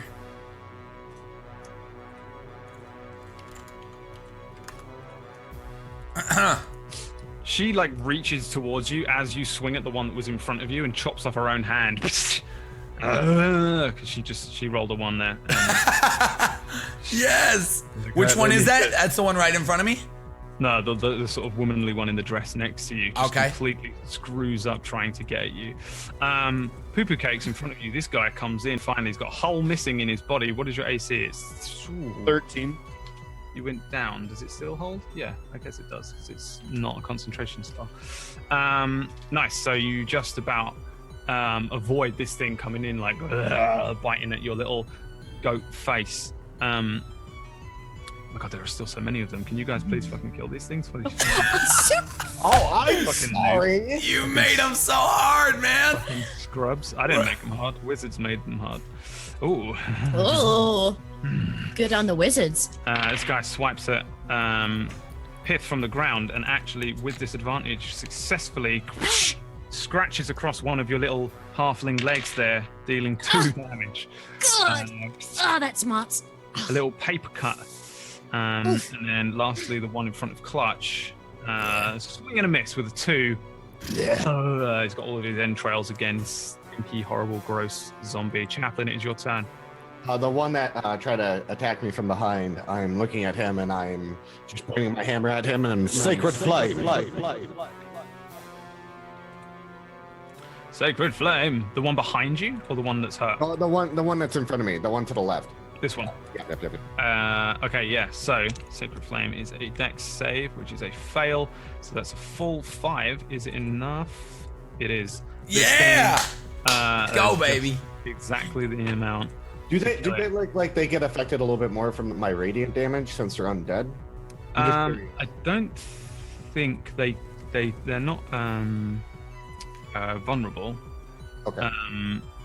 But they don't like it, and they don't get their undead fortitude. So basically, yeah, you Sacred Flame this thing and it falls backwards. This is one of the ones which was like very barely able to make out what he was previously in life, and as you strike its body down, left standing there for a glimmer and second, this after image is of a very fine looking noble elven man, and he disappears. I got this is so sad.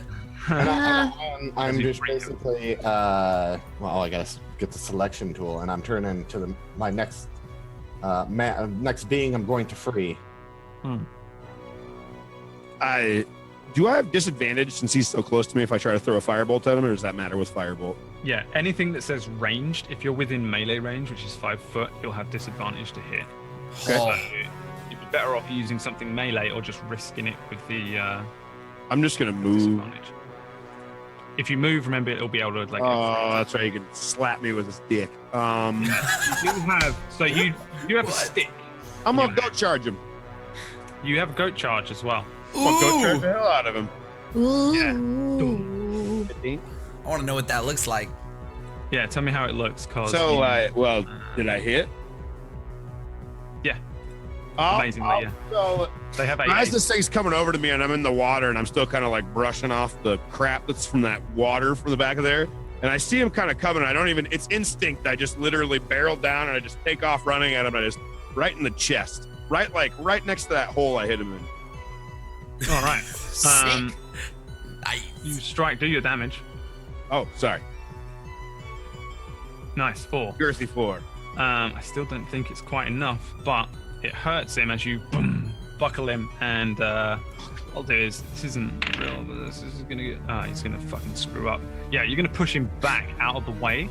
So let's just quickly. I can't do maths anymore, even basic.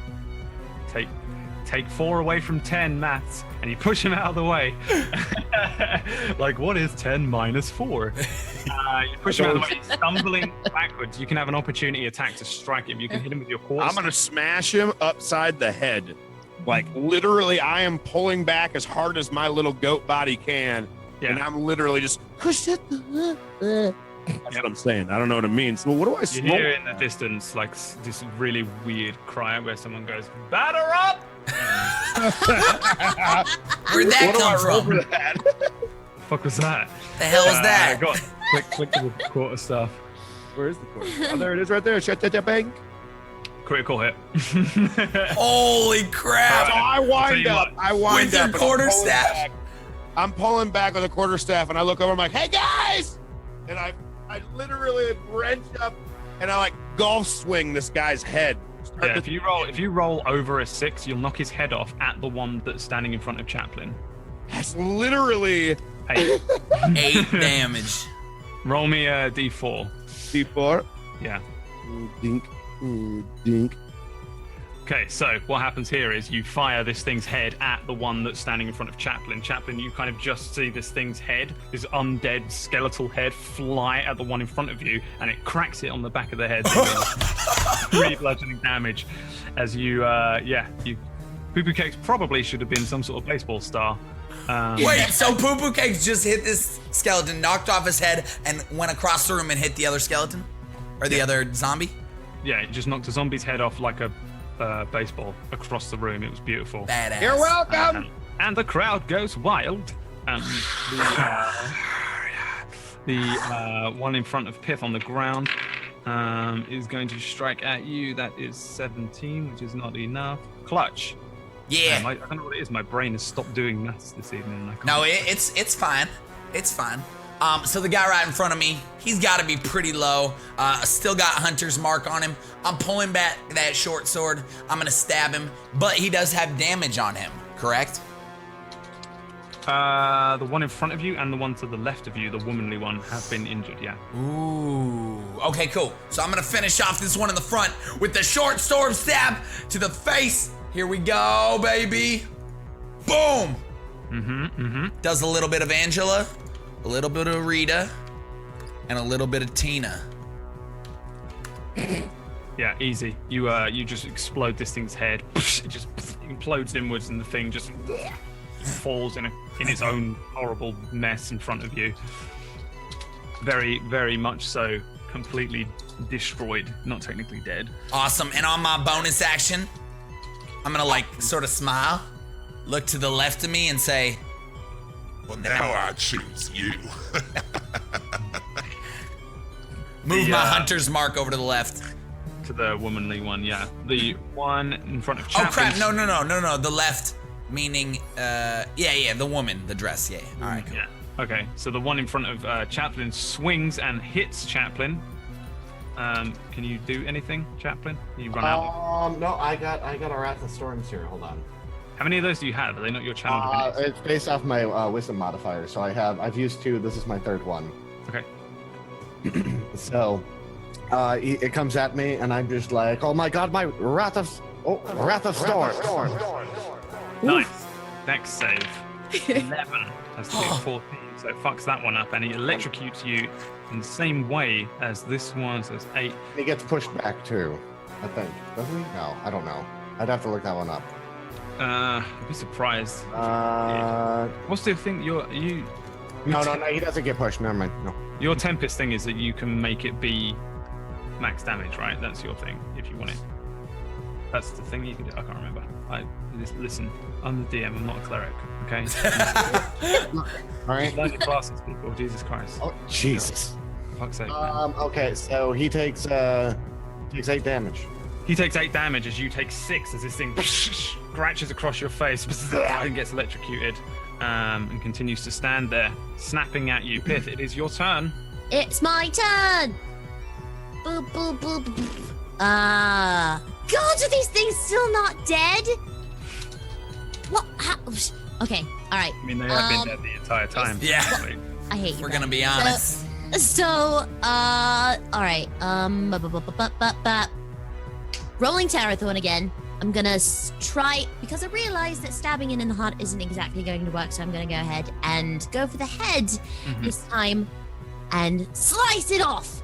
The douche. Oh! Snap! That is a critical hit. Get at me. Get at me.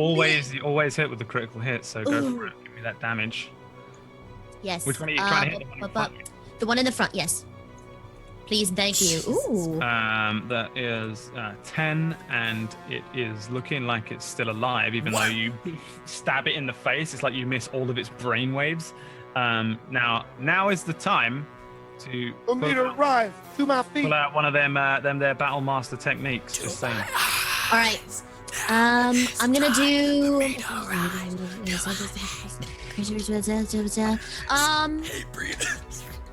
Hatebreed, man. I got to take my life back. Dude, I'm sorry. I remember rocking out at one of those shows. All right. I'm gonna do a pushing attack since my sword is still stuck in skull. And then I'd like to try and attack it again, but this time cut the head completely off. All right, give me the pushing attack damage first. Okay. So roll Terrathorn again, yeah? Yeah, just roll another Terrathorn damage. Oh, You've already whoops. hit it, so you just need the damage. You don't need to hit again. So another D8. Just a D8 is actually what we Okay. need to roll here, yeah. 5. Yeah, so you push this thing away. It's on the ground, and you just like, and it gets pushed away from you with this stab to the face as it slides off the front of your sword there. You also get to hit it again if you'd like with Terrathorn. which you can take that 14 if you'd like, since we rolled it by accident there. Yes, please. We can do that. Then roll me that damage. I think Which is that. It's enough. Yay! Stabs this thing in the face. It slides backwards. It's pushed all the way out, and as it kind of comes to a rolling stop, it doesn't move. On its back, on the ground. You've killed one of them. Give me a. Jeez. Holy moly! Oh, that makes me feel good. And then I sort of like wipe my sword off on my good shoulder, the one that's not your bitten and bleeding. superiority dice doubles as well. Remember that. Oh, Doesn't that's matter right. because it's already dead. But Okay. give me a perception check. Fuck sakes! All right. Oh. For God's sake, come on. Oh, come on! As this thing opens up, you do you choose to look inside? Sure. The door is basically fully open now. Oh yeah. Let's look. Let's look As inside. you glance over your shoulder, you see this horrible plane, like a very dark looking black shadowy plane of death, and from inside there you see two huge glowing fiery red eyes. And they're looking out at you through the shadow door now, and you can just about make out that this is like a very dark looking place. Like, it doesn't look like it's the shadow door that's like placing a freaking dark Instagram filter over this thing. It looks like it's actually nighttime over there. The place itself though looks very decrepit, like very with a 16 you can probably make out that the actual road that is leading into the distance is made of like human bones and skulls, and, like creature bones and skulls. And dear. At the very end of this kind of road there is this, you can just about make out these two eyes which open up fiery red, and they look towards you. Again, you hear this and the eyes start to move towards the door. At this exact point, this little motherfucker on the floor slices out at you, and you have to dodge out of the way and stop looking in the doorway as these guys start moving in to attack you. A swing and a miss behind you as well, and then the one next to Clutch, the male-looking one, does hit Clutch. No! Not hard though, right? Well, it's pretty hard as this thing comes in and bites at your chest. No! Roll me a D100. Why? You roll lower than a 5, it's going to bite your nipple off. Forever? What? It's going to bite off your nipple. Yeah, I don't know how you're going to reattach it. You're a surgeon. I'm gonna lose a nipple? There's a 5% chance this is about to bite your actual nipple off. Okay. Oh. Nice. Oh, Bite above your chest area. The horrible, bite shape just above the nipple.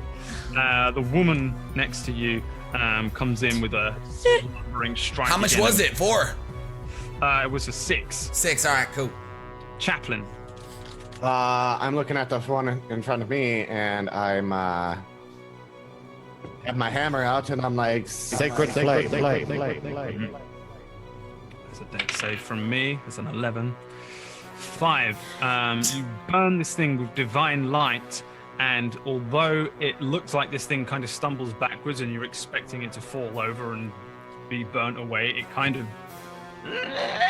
turns around at you and barely looks at you through this sort of divine burn all over its body. It's still barely standing.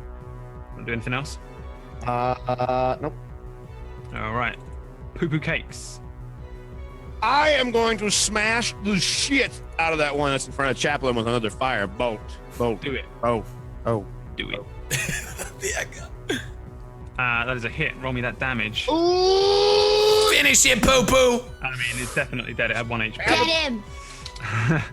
Firebolt comes in. How do you want to kill it with the firebolt? I whipped at the firebolt, and I literally take out a fake cup, like I make a little illusionary cup, and I just shake the fire out of it. Nice, yeah. And this fire burns this thing into nothingness, reducing the last zombie that Chaplain was dealing with to ash. This one on the ground in front of Pith strikes again. What is your AC? No, it's not high enough. 15. Yeah, you dodge out of the way of this thing.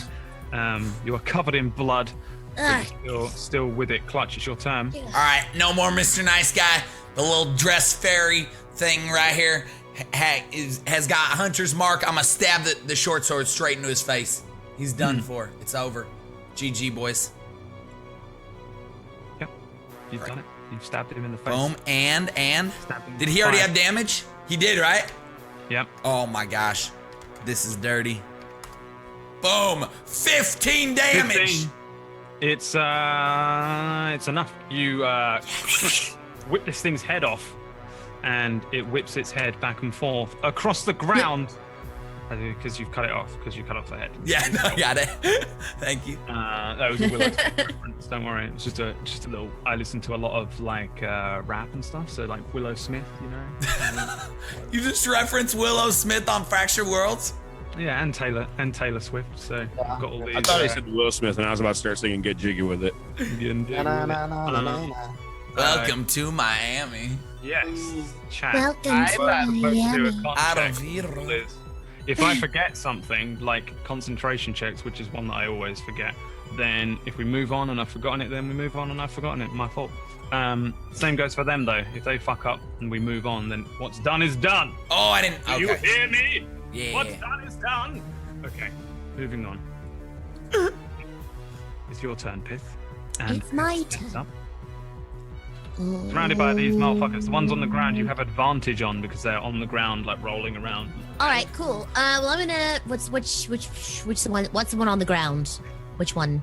They're both the ones with the little like icon that has like a little man. Gotcha. All right. Well, first of all, I'm gonna go to this one right here. That's on my right. And let's use.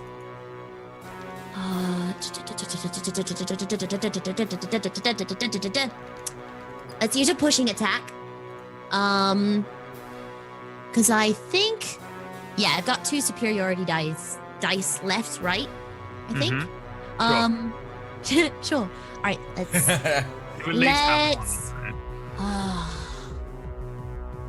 All right, I'm gonna roll Terrathorn, and I'm gonna use. Let's see if that does anything. I'm gonna use the pushing attack on this guy right here. Do it. It's a 19 because you have advantage, and roll your damage, and then roll me another d8. Boop. And if you'd like, you can roll another Terrathorn as you push him away. Yep.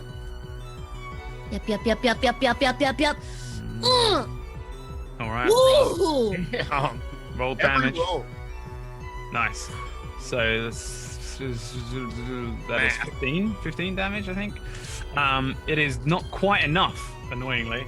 But you mess this thing up and you whip off one of its arms and it flies across the ground. Snapping away at the ground. It's completely unaware that you're even there anymore. Give me a perception check. No, actually, wait. Give me a dexterity saving throw. Oh dear. Oh dear. Oh dear indeed. Oh no. We all see collectively as a group, Pith just whoosh, spank this thing. It goes rolling across the ground, an arm flies off one way, and then from behind her, out of this shadow, this enormous claw-like thing comes through. It's the size of Pith at least. It comes through, whoosh, grabs Pith, drags Pith into the shadow. I'm going to put you there so you can still see Elspeth, but she is technically not on this map. She's not even on this plane anymore. She is whipped through. Clutch, give me a perception check with disadvantage. Chaplain, give me a perception check, and Poo Poo, give me a perception check. Oh shit. Oh. Hell yeah, that's good perception with disadvantage. Oh my god, she's so dead. Poo Poo? Hell yeah. Let me see. Hang on 1 second. Why are you no search for what I'm search? Why you are no search? Good English, man. Why you are no search it? Okay, so you all see this happen. So you all see this like it's like a huge claw. Poo Poo, give me a nature check. See if you can work out what the fuck. You have read stories of dragons. You probably, with a 13, have never seen one. So you've read stories and you've seen in books depictions of different types of dragons. And this thing looks like a fucking dragon claw, but it looks like a skeletal dragon claw. As this thing comes grabs McCloak and just shit his pants. And, Pith barely even reacts before she's whipped into this thing, and then we hear again, as each of you hears from inside this thing, and that is the end of Pith for now. This thing here doesn't understand what's going on. It wanders over to here. This one here doesn't understand what's going on. It wanders over to here. Let's give him a perception check, see if he can see. Nope, can't see Clutch. And this one in front of Clutch swings at Clutch himself. What is your AC? 17. 17 if I still have the, yeah. Meets it, beats it, and it strikes at you for 2. God damn. Gets a little paper cut claw, scratches out 2 of your HP. I'm gonna ruin this thing's life, man. Sort of distracted. Chaplain. I see, I'm like, oh my god, Miriam! And I'm running over, where was I? Over here. No, don't click that. 5, 10, wait. 5, 10, 15, 20, 25, 30. Okay. And I'm going to do Sacred Flame at this one. I'm like, Miriam, Sacred Flame. That reaction. That was so good. Man, that's a devastating fail. On which one? The one... Yeah, that guy. All right. So you Sacred Flame him, and you deal 8 damage, reducing it to the same number. And yeah, it's burnt up. It's sort of rolling around on the ground, but it just carries on rolling around in its own burnt corpse way. I don't know. I'd love to be on the writing team for Walking Dead, right? This would be it. Yeah, you would kill it, Brad. Way. Okay. Yes. Pooper cakes. I'm going to throw a firebolt of lava at the one that's bent over looking down towards the bottom of whatever they're looking at. Here it comes. It's beautiful. It hits. Yes. Hits. Suck it, you stupid thing! And I whip up like the biggest fireball that looks like a triangle I ever have, and I just like throw it like a disc at him. Nice, and the disc reduces this thing to ash as you burn him up. This one probably sees Chaplain. No, it doesn't see Chaplain, just kind of rolls around on the ground down there. Clutch. Yeah. All right. Moving the hunt. They're on the ground and they're zombies. I'm like, they suck. They have like a 3 in. They don't know what's going on. Is there a max amount I'm allowed to use this Hunter's Mark? It's within an hour, right? I can keep passing it along. Yeah, basically, cool. Yeah. Cool. So I'm just gonna look over to my right. 10 minutes. Yeah, 10 minutes. No, I think it's an hour. No, I think it is an hour because you can use it to track animals as well. Yeah, cool. So I'm just gonna look to the right and be like, guess what, motherfucker? I'm choosing you now. And I look to the right and I pull my short sword out and boom, go for a stab right in the face. That is a stab right in the face. Roll all that beautiful damage. Absolutely, sir. 1d8 and the actual damage from the thing. Boom, baby! We got 9, 10, 14, 18 damage coming to you live from Fractured Worlds. The exact amount. Some of these had 18, some of them had 22, and this was one of the 18s as you just whip this thing's head off. You basically scalp it from like the forehead up, and yeah, it just falls down, crumples in on itself, dead.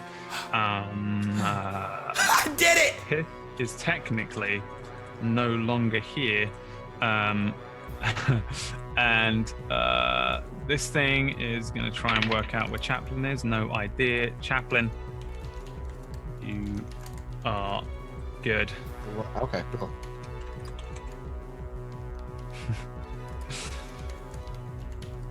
What are you doing, Chaplain? Oh, what am I doing? It's my turn. Yeah, your turn. Sorry. Well, that one that's kind of like moving around too. I'm moving up here, and also I'm like perceiving into having a little look in. I'm gonna look in, but I'm also gonna use Sacred Flame on that thing over there. So I'm like Sacred Flame. Yeah. Okay. Oh, I need to dex save. 11 takes 11 damage. Yeah, you burn this thing into half exactly as its legs and bottom half are just destroyed, but it's still kind of wandering around. And then, is it? I can't use thaumaturgy right now, can I? No, I think it's an action. Okay. So I'm gonna. Can I roll a perception into that hole? Yeah. Okay. Go for it. 15. Okay, roll me a D3.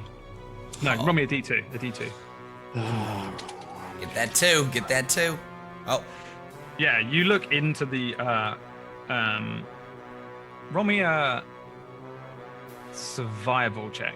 What the hell? Oh, like Brad's just making stuff up now. No, I'm really not. I know. Ooh, 21. Okay, so you know exactly where this is.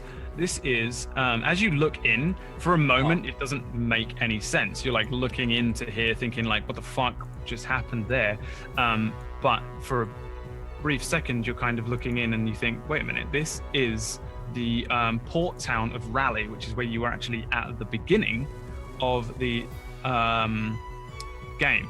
So you're looking in, and although it's the outskirts of town, you are definitely looking at a portion of the port town Raleigh, and you're very familiar with Raleigh as well because it's quite close to where you're from, on the world of Terrene. Okay? There's no Pith. There's no giant skeletal dragon creature. What? Pooper Cakes, it's your turn. I'm gonna wig up one more fireball of justice on the one knelt down on the justice reins as I roll. What? That's a hit.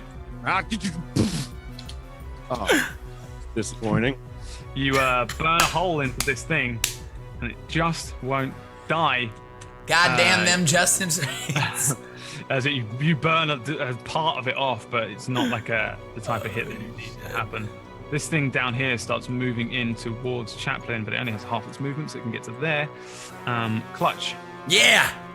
Two Oh. left. Oh. If you fire an arrow which is higher than a 16, no, you're clutch. If you roll an arrow which is higher than 18, it will go through both of their heads.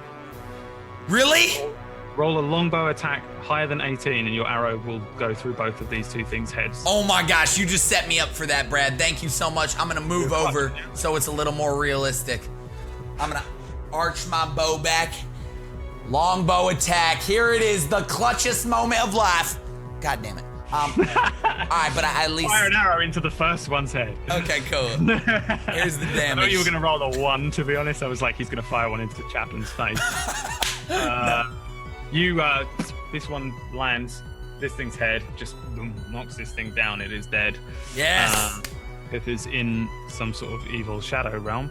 Chaplin. I'm fucking looking really confused at this, and I just look off the other one. I'm a secretary. That's a 6, so it fails. I'd be very surprised if you don't do enough to kill it. Okay, so this one again, you burn it now with divine power. It's all cut up and messed up, and its body burns away. It like looks up at you. This is a dwarven man. He lifts his axe to the air and disappears.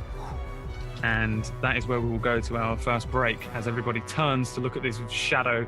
There are two shadow doors very close to each other. On the ground on one side, there is a glowing purple greatsword because Pith threw it down. And behind Poo Poo Cakes, there is an odd-looking purple, dark black thing in a putrid water. And around you, there is just lots and lots of proper dead zombies. Proper dead, mate, all right? And the last thing you see dead, bruv. is just us screaming like, Beth, no. And yeah, we'll go to a break. I'm sorry that was 2 hours long. I was not expecting that. That was the craziest battle we've ever had. I thought it was. I didn't it was even going to be realize hard. it was 7. I was looking at maybe giving some of you like exhaustion, which would have given you like a. You would have killed us, Brad. You might have died, yeah. Oh I was like, my they're God. super strong. They've wrecked everything I've thrown at them. That's There amazing. were 17 fucking zombies. 17. Good job, though. Good job. You did it. You did it. We did it. We did it. We're going to a quick break. You guys did it. You guys did it. We'll be back the to fuck? find out what happens We'll be back in 5 minutes exactly. Go grab a drink. Go use the restroom. Much love, much respect. Thanks for watching. We'll be right back. Rip. Two worlds bound by a single crystal.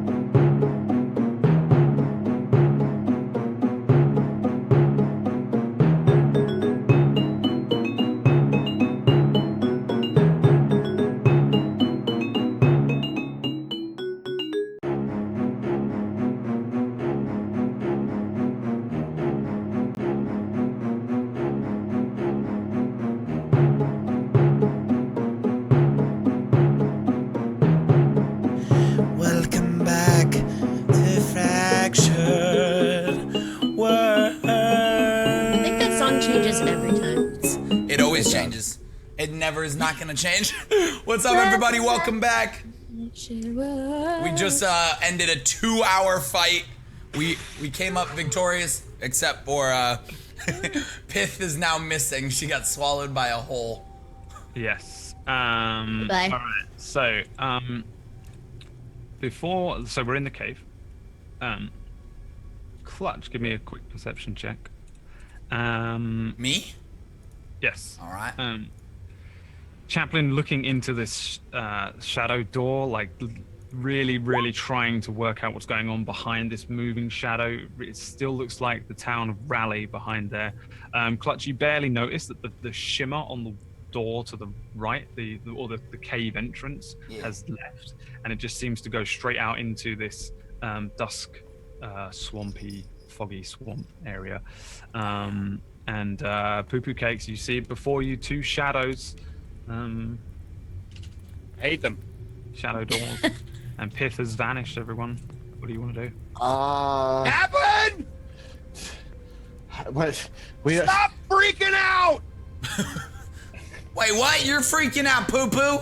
I'm not freaking out at all. Chaplain's over there having a heart attack because he's in love with Pith. Okay. We're gonna get her back. Yeah. Stop freaking out. We're gonna get her back. And I walk over and I stand right next to Chaplain and I touch his shoulder and I pull him very aggressively but very softly away from the portal. And I'm it goes to Raleigh. Think. Yeah, I'm not going through the Raleigh. You want to go to Raleigh? She obviously goes. Is there dragons in Raleigh? I saw a claw of a dragon. Bones. Okay. So I'm just saying.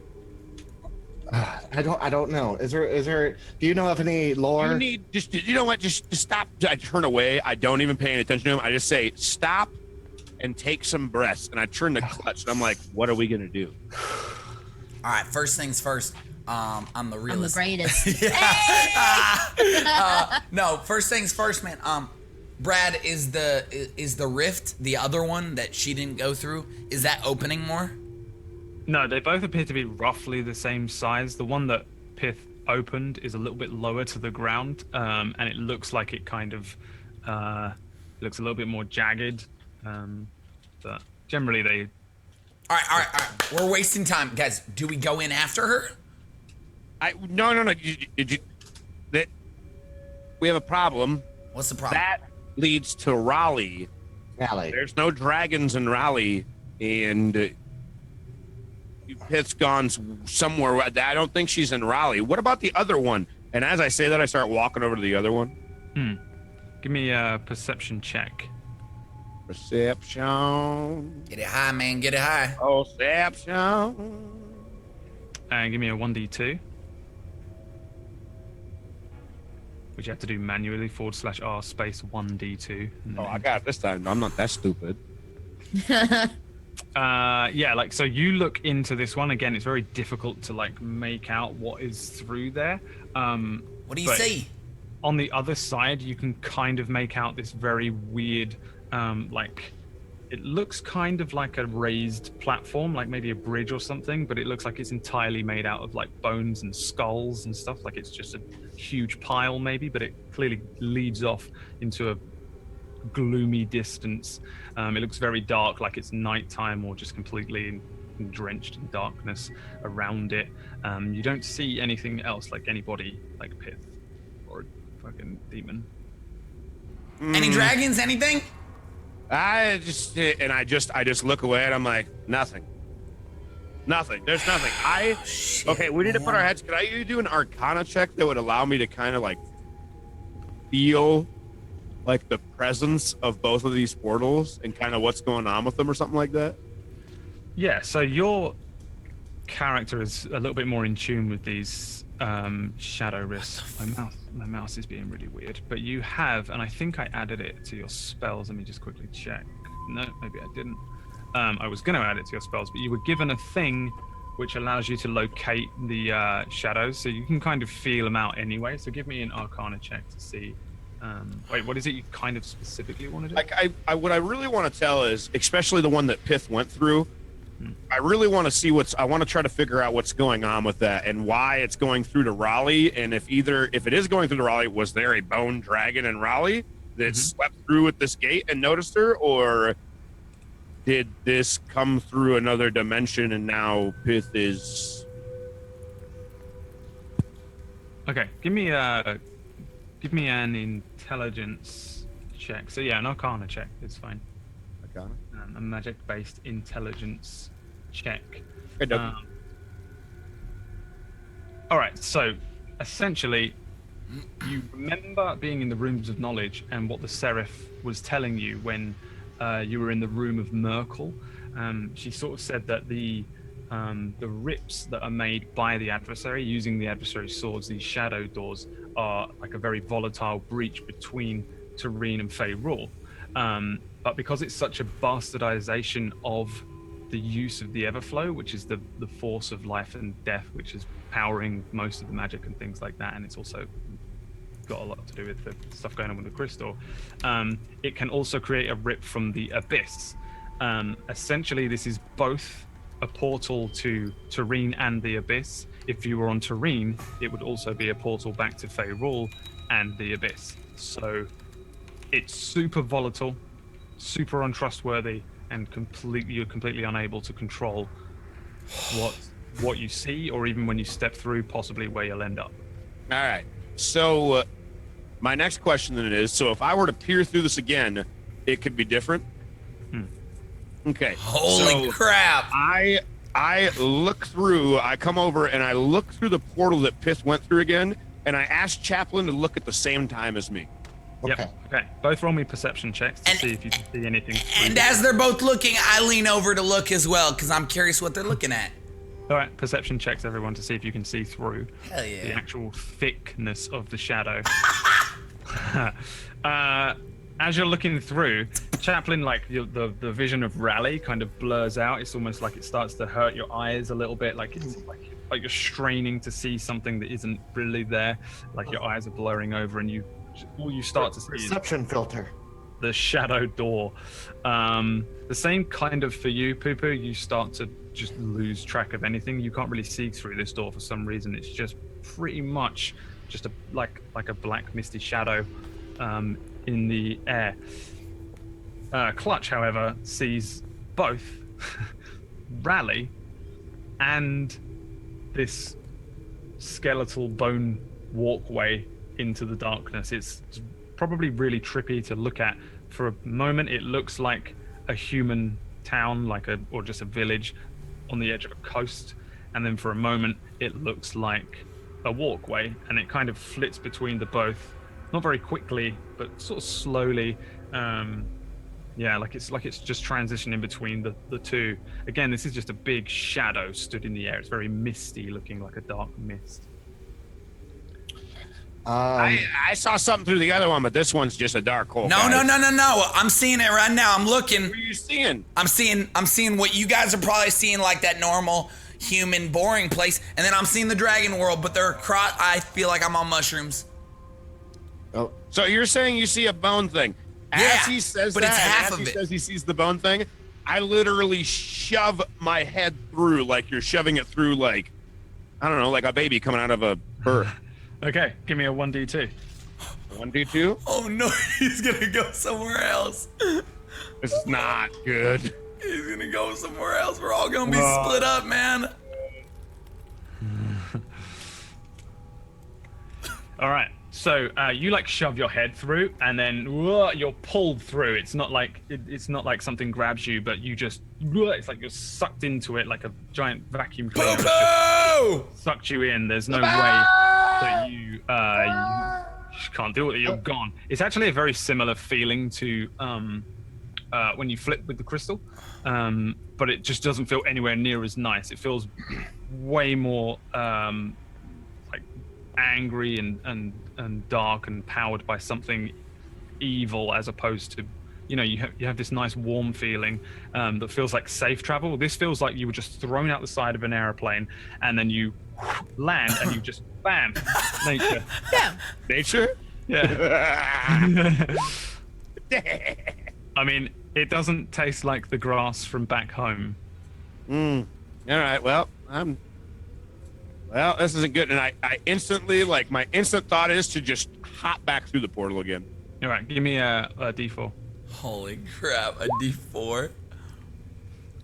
You step through, and you find yourself on a bridge made of, like, skulls and bones. Around you, it's like complete darkness. There isn't, like, a sky. Doesn't appear to be anything in front of you if you look down this walkway. Doesn't appear to be anything backwards. It just looks like this huge thing, which, if you look over the edge, you see just towers all the way down into the blackness around you. It's like you're just in a black hole, and there's just this huge walkway that just eventually dims out at the end, hundreds of feet either side of you. I have an idea. Okay, very quickly we'll jump back to the other two and see if they get.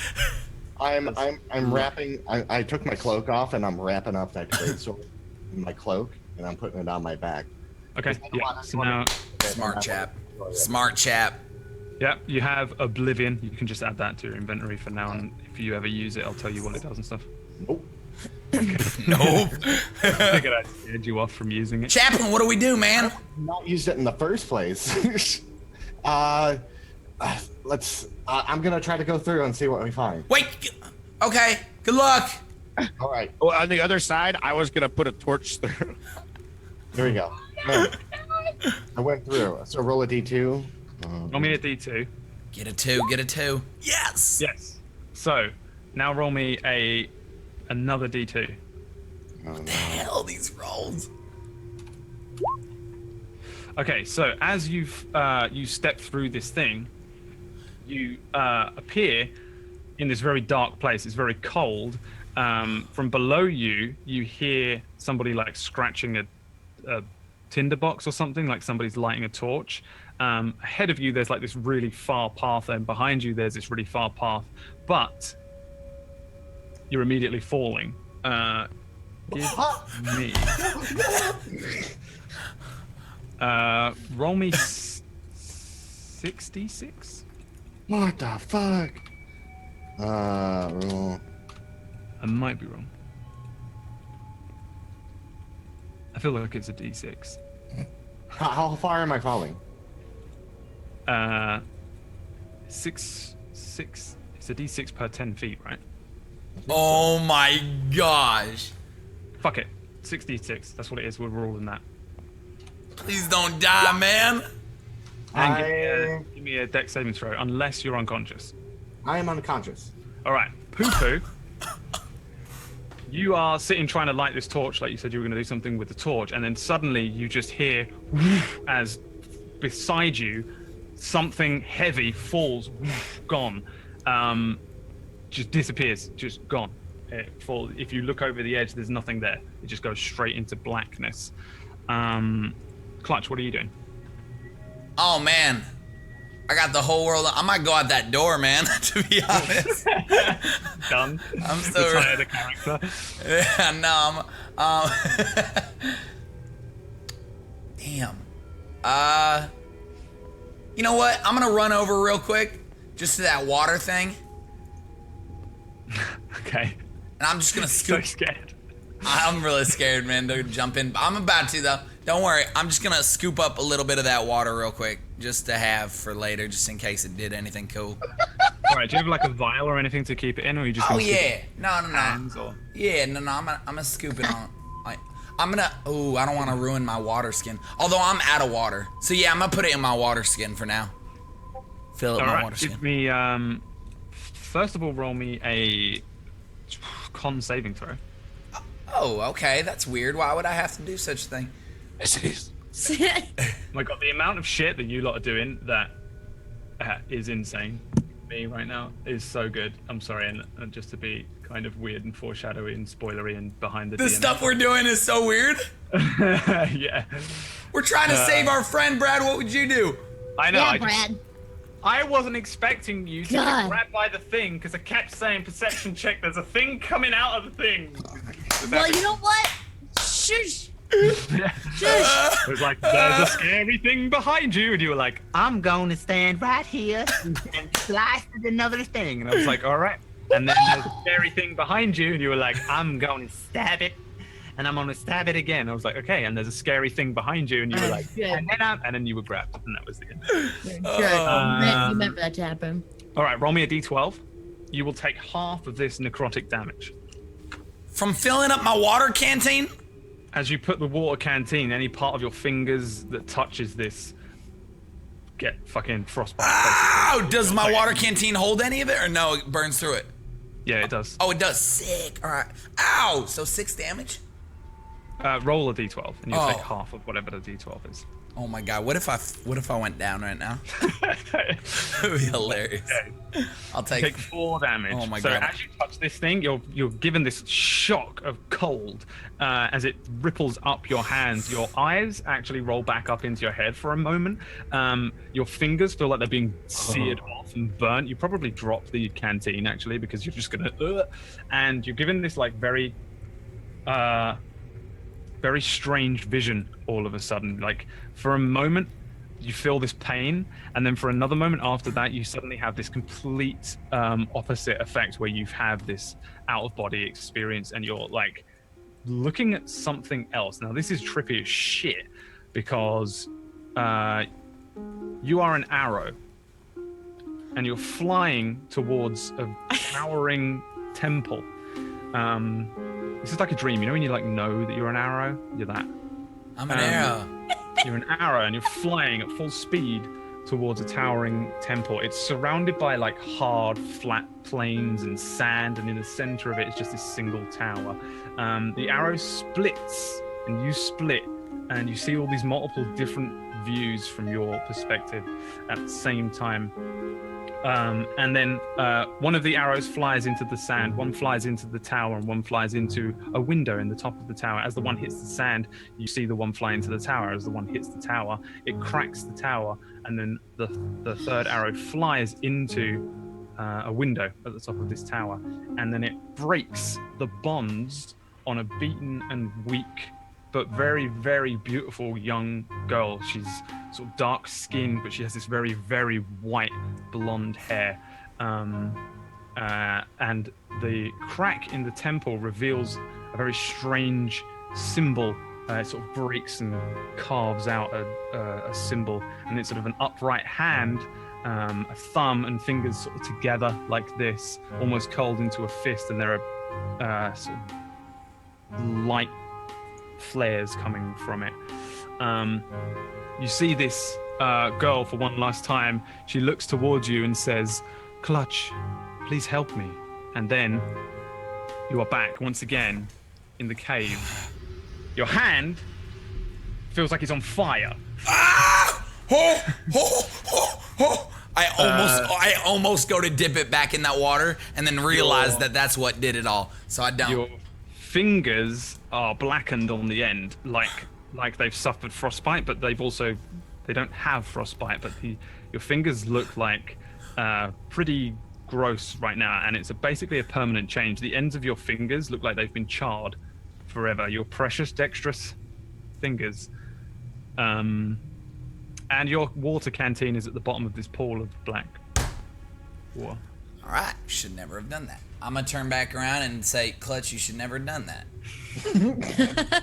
And I'm gonna walk, and I'm literally, without even like saying anything, like wish me luck or anything, I just walk and literally just like side dive into the portal. Like so upset, man, with myself. Side dive. All right, give me a D1. No, D2. Both sideways stiff as a board.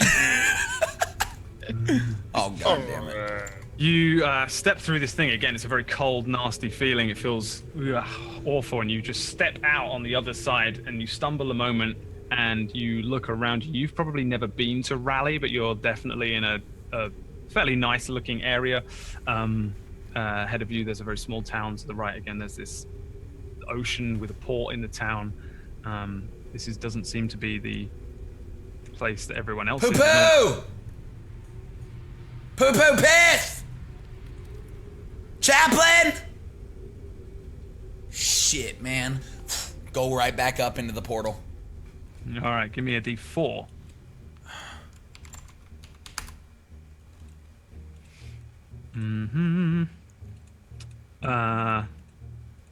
2. Okay, so you step through this thing again. It's a horrible rush of cold feeling. You stumble out, and just in front of you is Poo-Poo with a torch, and you step onto these sort of skulls and bones, which seem to hold together as if they've all been glued together by something.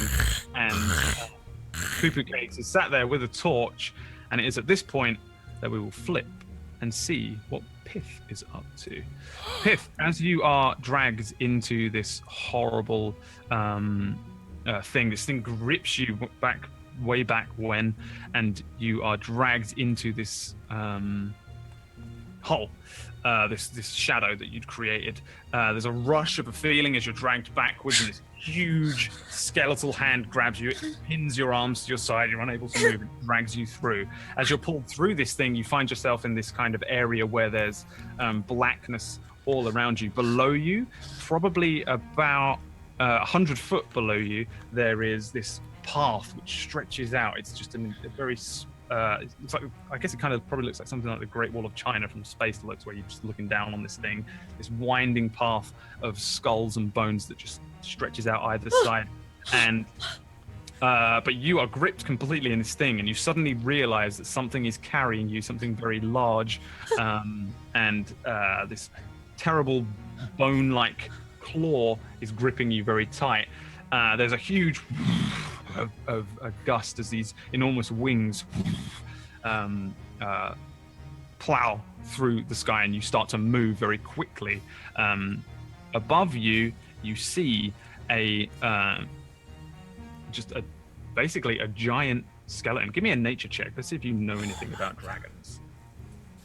High enough, you might even have heard the story. Oh my god, you're so fucked. Fucking Dracolich, I hate you, Brad. My name is Brad, and I'm going to start the new chapters with killing everybody. Killing everyone. Brad, the new George R. R. Martin. This was not the plan. It says Brad. That's scary. This was not the plan. This was not the plan, okay? I had a whole little swamp adventure that was going to be nice and chill. I should have just gone out that door, right? Yeah, we had a fucking super chill, let you go out the door into a swamp edition of Fractured Worlds, but no. You went into the shadow. Though this is something I've had somewhat planned since day one. You could have done this in episode 1. No way! You had the shadow in front of you. You could have just walked in, and we would have been Dead. in a roundabout way. So you're being flown across. You know dragons. You're from Faerul. You understand what dragons are. The thing above you, I guess, kind of possibly is some sort of dragon, but it's definitely just a skeleton. There is bits of old, like rotting scales on it, attached to it. They're very, very dark blue in color. And its wings have some element of very thin bat-like papery skin, reptilian skin through them. And it's batting these wings, and it's not really flying too well, but there's nothing around it, so it's just flying through the air. Its enormous face stretches out far away from you. You can see this like bony skeletal neck that stretches maybe 20-30 feet ahead of you, and a huge head turns to you and says, "Hello, little one." I can't breathe. I don't think that should be your biggest fear in this place.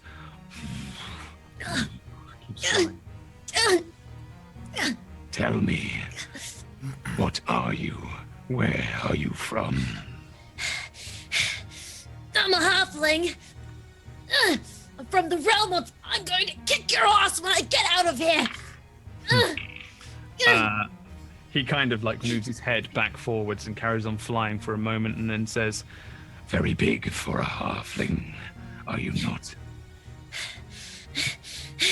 Yeah. Aren't you kind of scaly and skeleton-y for a dragon? Yes, I suppose I am. Now then. and he starts to move down quite quickly. Ahead of you, you see like a platform. It's a huge circular platform. It just continues to be skulls and bones. He moves forward and he drops you.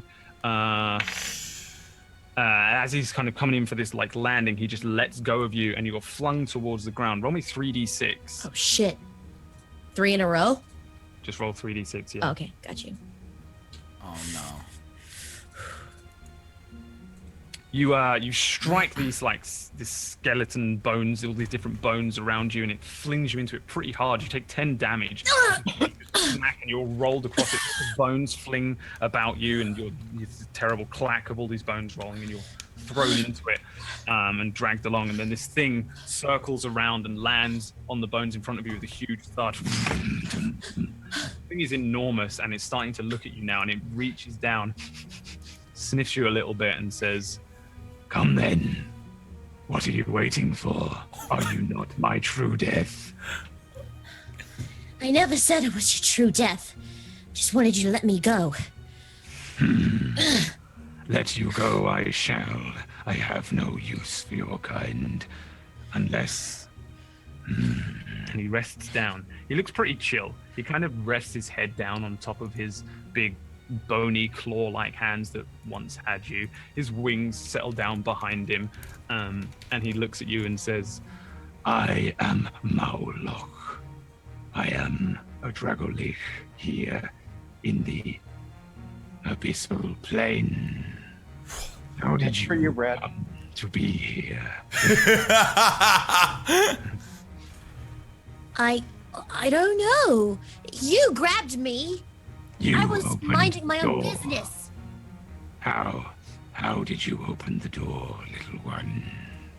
Oh. Well, it's a long story. You sure you want to hear it? I have all the time in the world. All right, well, I'll condense it for you, Maulok. Michael Maulok. I found a sword, and at this point, Pith is kind of like shaken because, breath is still kind of out of her. There was a man who, I don't know if you know him, but my friends and I killed him, and then he dropped his sword, and it's a big purple thing, and I picked it up, and I started killing things with it because I thought they looked really cool, and apparently that was a horrible decision because I just ended up opening a bunch of voids to this place. I think I'm not even sure where I am. He reaches out a huge bony claw towards you very slowly and then nudges at you. It's like one of these huge claws is enough to push you back, and he starts trying to pincer with these huge claws at Terrathorn. The sword then. Give it to me. Tries to grab at Terrathorn. Oh, all right. You're like the 5th person to ask me about this sword. He takes Terrathorn off of your belt and says, "How do I use this little pick?" Well, it's a pick to you, sir. But I'll have you know that it's actually very powerful for me. You jab it, or you can swipe things with it, or you stab things. I mean, preferably if you don't stab me, that would be nice. But that's how I kill things. Well, that are attacking me at least. How do I open the doors? Oh, well, see, here's the problem. That's Terrathorn. That's not Oblivion. Oblivion, I had to drop because I was afraid I was going to open another door. That's back with my friends before you so rudely grabbed me into this void.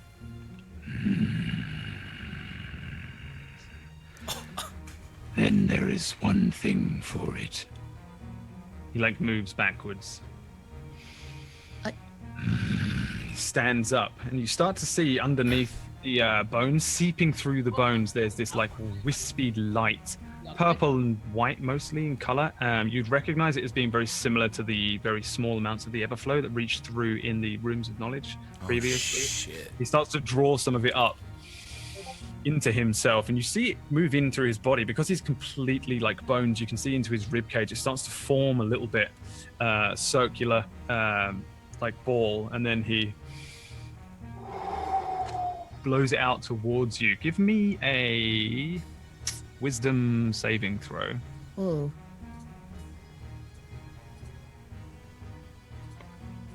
Oh God.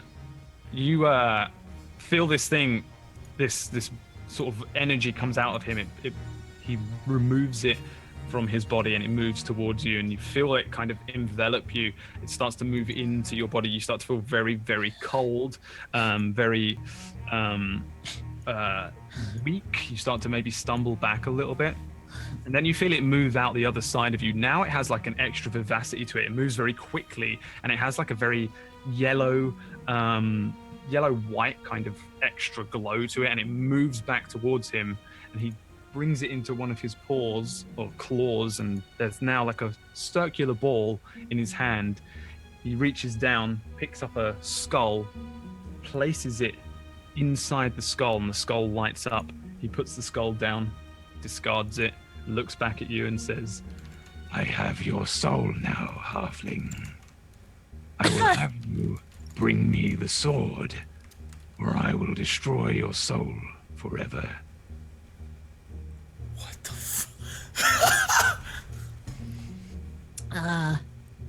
Well, there's not much to argue about there, is there?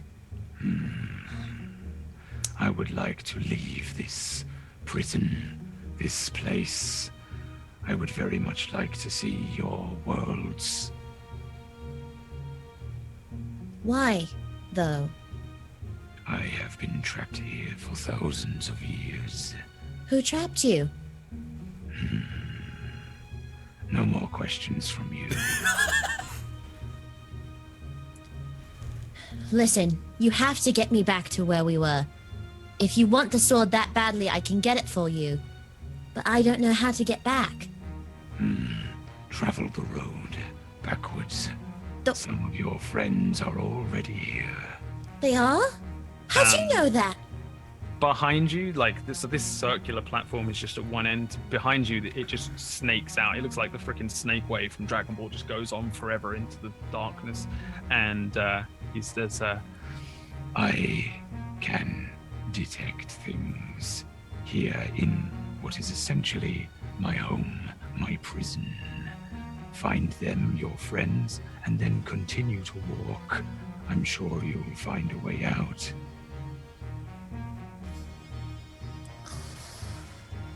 All right, well, seeing as you have my soul, you do drive a hard bargain, don't you? Can I have my sword back, so I can at least have something to protect myself with? give me a dex saving throw as he flings it at you. Oh my god! Wow! What a turd! Oh my god! He flings it at you. It flies and just sticks into the skeleton of a little elfin person. Ting! Right next to your foot. You can pick it up and take it. Go then. I'm going. I'll see you soon. And he looks back, picks up the skull which has your soul in it. Very fresh, very pure. Yeah, it is. You be careful with it. I would be swift were I you.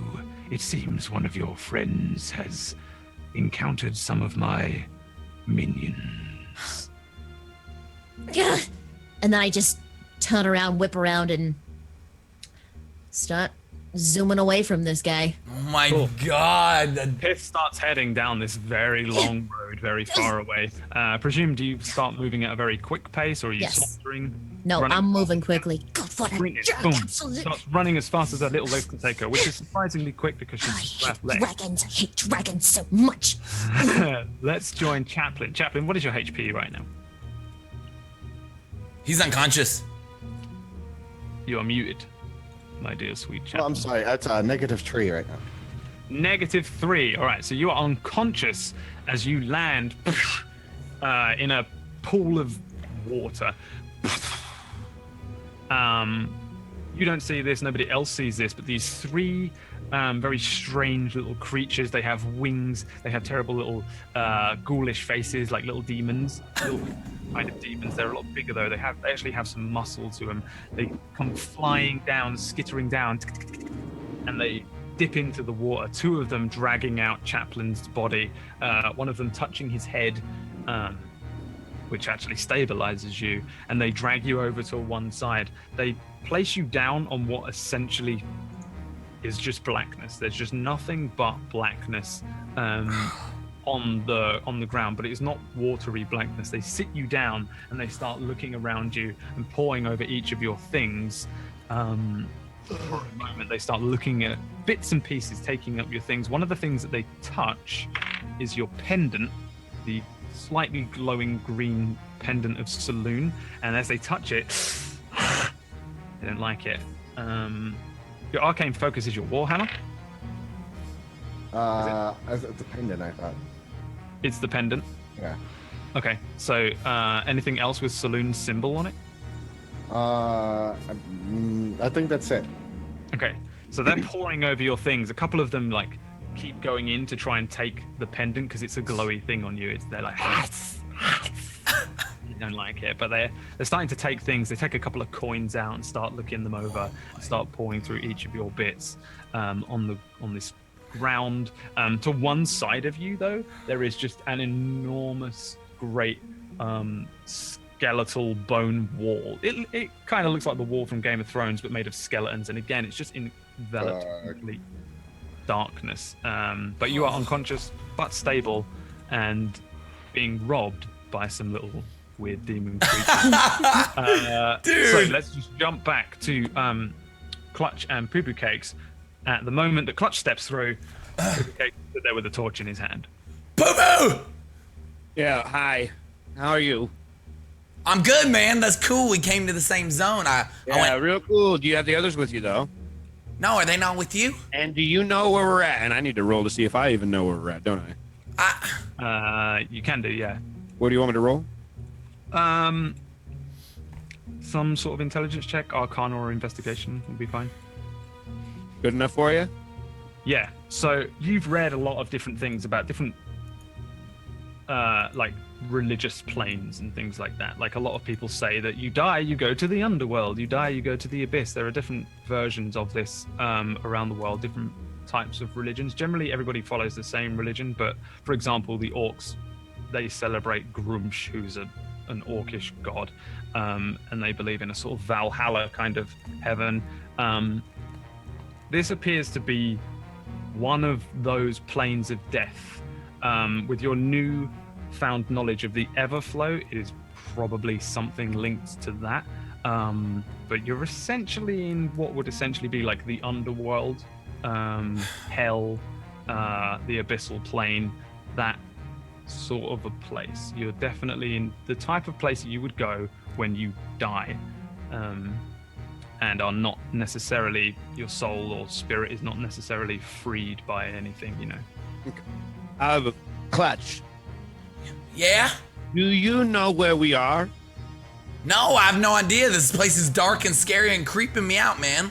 Where Yeah, are and something tells me this is where everybody else is at too, and it's not good. Well, This is not good at all. You see this path in front of us? I'm correct. There's just one path of just bones in front of us we can follow, right? There's two actually. There's a path. It goes one way, it goes another way, and they just seem to go on forever. There is this like shadow door. It's just slightly raised up off the ground. all right, I'm gonna scream out, Side. Pith! We'll say sort of north and south. You know, Chaplain! just go- Stop yelling. Oh, God, please stop yelling. That was a terrible. Pith! This is oh, fuck. Chaplain! Stop. Seriously, stop yelling. Why? We are basically in what you consider hell. Yeah, I know. And if Listen, and you don't think there's anything else down here but us? Brad, do And I you're hear them? yelling? Give me a perception check. God damn it, John. Come on. Clutch! Come on. God! No, this is good. This is good. This is good. What do you want, a perception? No, that was for Miriam. Yeah, you can kind of hear some shouting from way far ahead of you. It like echoes down as if you're in a very, very long tunnel or cave. It's just a very, very... It's the only noise you really hear in this place. And as you're running, you catch the sound of it for a moment, and then you keep going. Do you think that there's any chance that maybe you could call other, demonish things to us? I'm not trying to call keep demon. it I'm trying to quiet. find our friends. yeah, you're going to find our friends and then we're going to die because I'm about to throw you back through that portal. And as I do that, I put my hand on his shoulder. I'm like, I'm being serious. If you throw me through the portal, I'll throw you through the portal. This is no time to argue. No, it's and not. As I say that, I start whipping up a little bit of a fireball. And I'm like, not right now. And I grab one of my arrows and I'm like, not right now. Are you trying to fight each other right now? Not right now. And when he does that, I blow out the fireball and I slap him in the face. I literally, it's like this. It's literally like, and I just slap him. And it's hard. Like, this one's hard. Like, can I roll for how hard it is? I'm going to roll for You can roll an unarmed strike, which is it's your strength check. The amount of bad. So you can roll. You have to roll to hit. So it's your it's a D20. Oh no, you need to. So what I mean is it's your strength stat. God damn it, I man! got 20 regardless, so I smacked him, right? You need to roll to hit. So it's a D20 plus your strength plus proficiency, which is 2. So a D20. He already did it, I think, right? D20 plus 2. A D20 plus is it 2? Yeah, that's the strength save is. Oh, my strength. Oh, my strength is 1. So D20 plus 1. Sorry. D20 plus 3. 3. Fuck. 12. What's your AC? Clutch. 15. You swing at him, but Clutch, you can kind of defend it however you like. If you want to dodge out of the way or just take it on a piece of armor or something. No, I wanna continue his hand flow and make him smack himself. I wanna counter it. You can't do that. Okay, yeah. I didn't want to do that. You're not a monk. You're not like a martial arts Jackie Chan expert here. Then I'm just gonna duck. Okay, yeah. So you easily duck out of the way. As he ducks, my left hand drops the torch, and I come back with my left hand to slap the other side of his cheek. Okay. One more try. One more try. One more try. Fuck mine. No, you just. And as he's doing that, I duck again, seeing it's coming, and I cold cock him right in the face. Just one, nice punch. So again, just a double slap, man. A D20 plus your strength plus 2 for your proficiency. Yeah, you're fucked, Doug. What's that AC, man? Yeah, he's even. I think you've still got mage armor on because it lasts. Yeah, it's 13, so I'm still getting smacked. And right. So the amount of damage you do, I think, with an unarmed strike is purely just whatever your strength stat modifier is. So whatever that is. 3. 3. So you just punch Poo Poo Cakes straight off the edge. Poo Poo Cakes you just get squared in the face, and then you slip. Fall. I fall off the edge? Off the edge. No! No!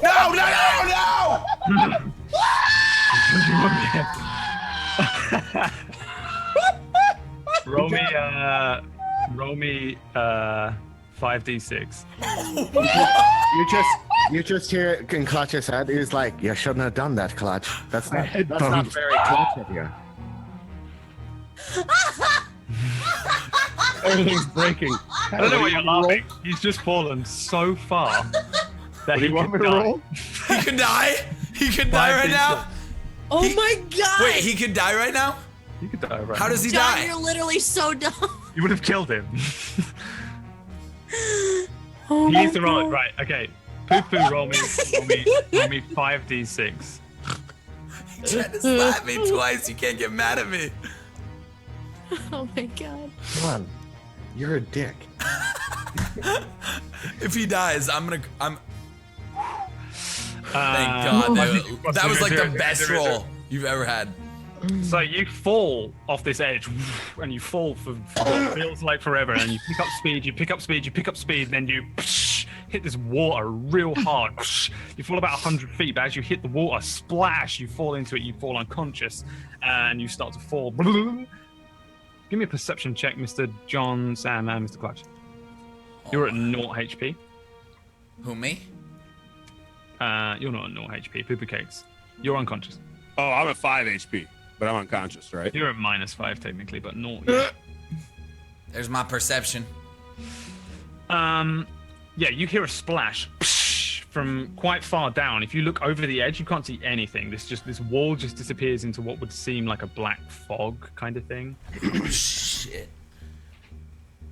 There is a skitter. Oh, you got a 20 perception. You might be able to hear it actually, like the very light skittering of some wings. And then you hear a very light as two of these things fly into the water, pick up poo-poo cakes and fly him out. One of them touches his head, stabilizes him, and drags him over to the edge of this water, plops his body down next to Chaplin's unconscious body, and they start to pour over his things. I feel like you've got some cool shit, actually. I'm not very happy about this. They start to like go through So your bad. thing. I don't think you have any weird religious things on you, right? So, Well, I have a couple things, so. do you have anything like religious on you though? Like any? No, I don't think. Any, like, divine? I plead the fifth. No, you don't. I can see your inventory. Yeah, they start like pouring over your things. They're going into your stuff. They pull out your spell book and they're like opening it and looking through it. They pull out this weird like wand that you've got. They like start looking at that, very interested. These weird little creatures start moving across all of the things. Pith, give me an athletics check.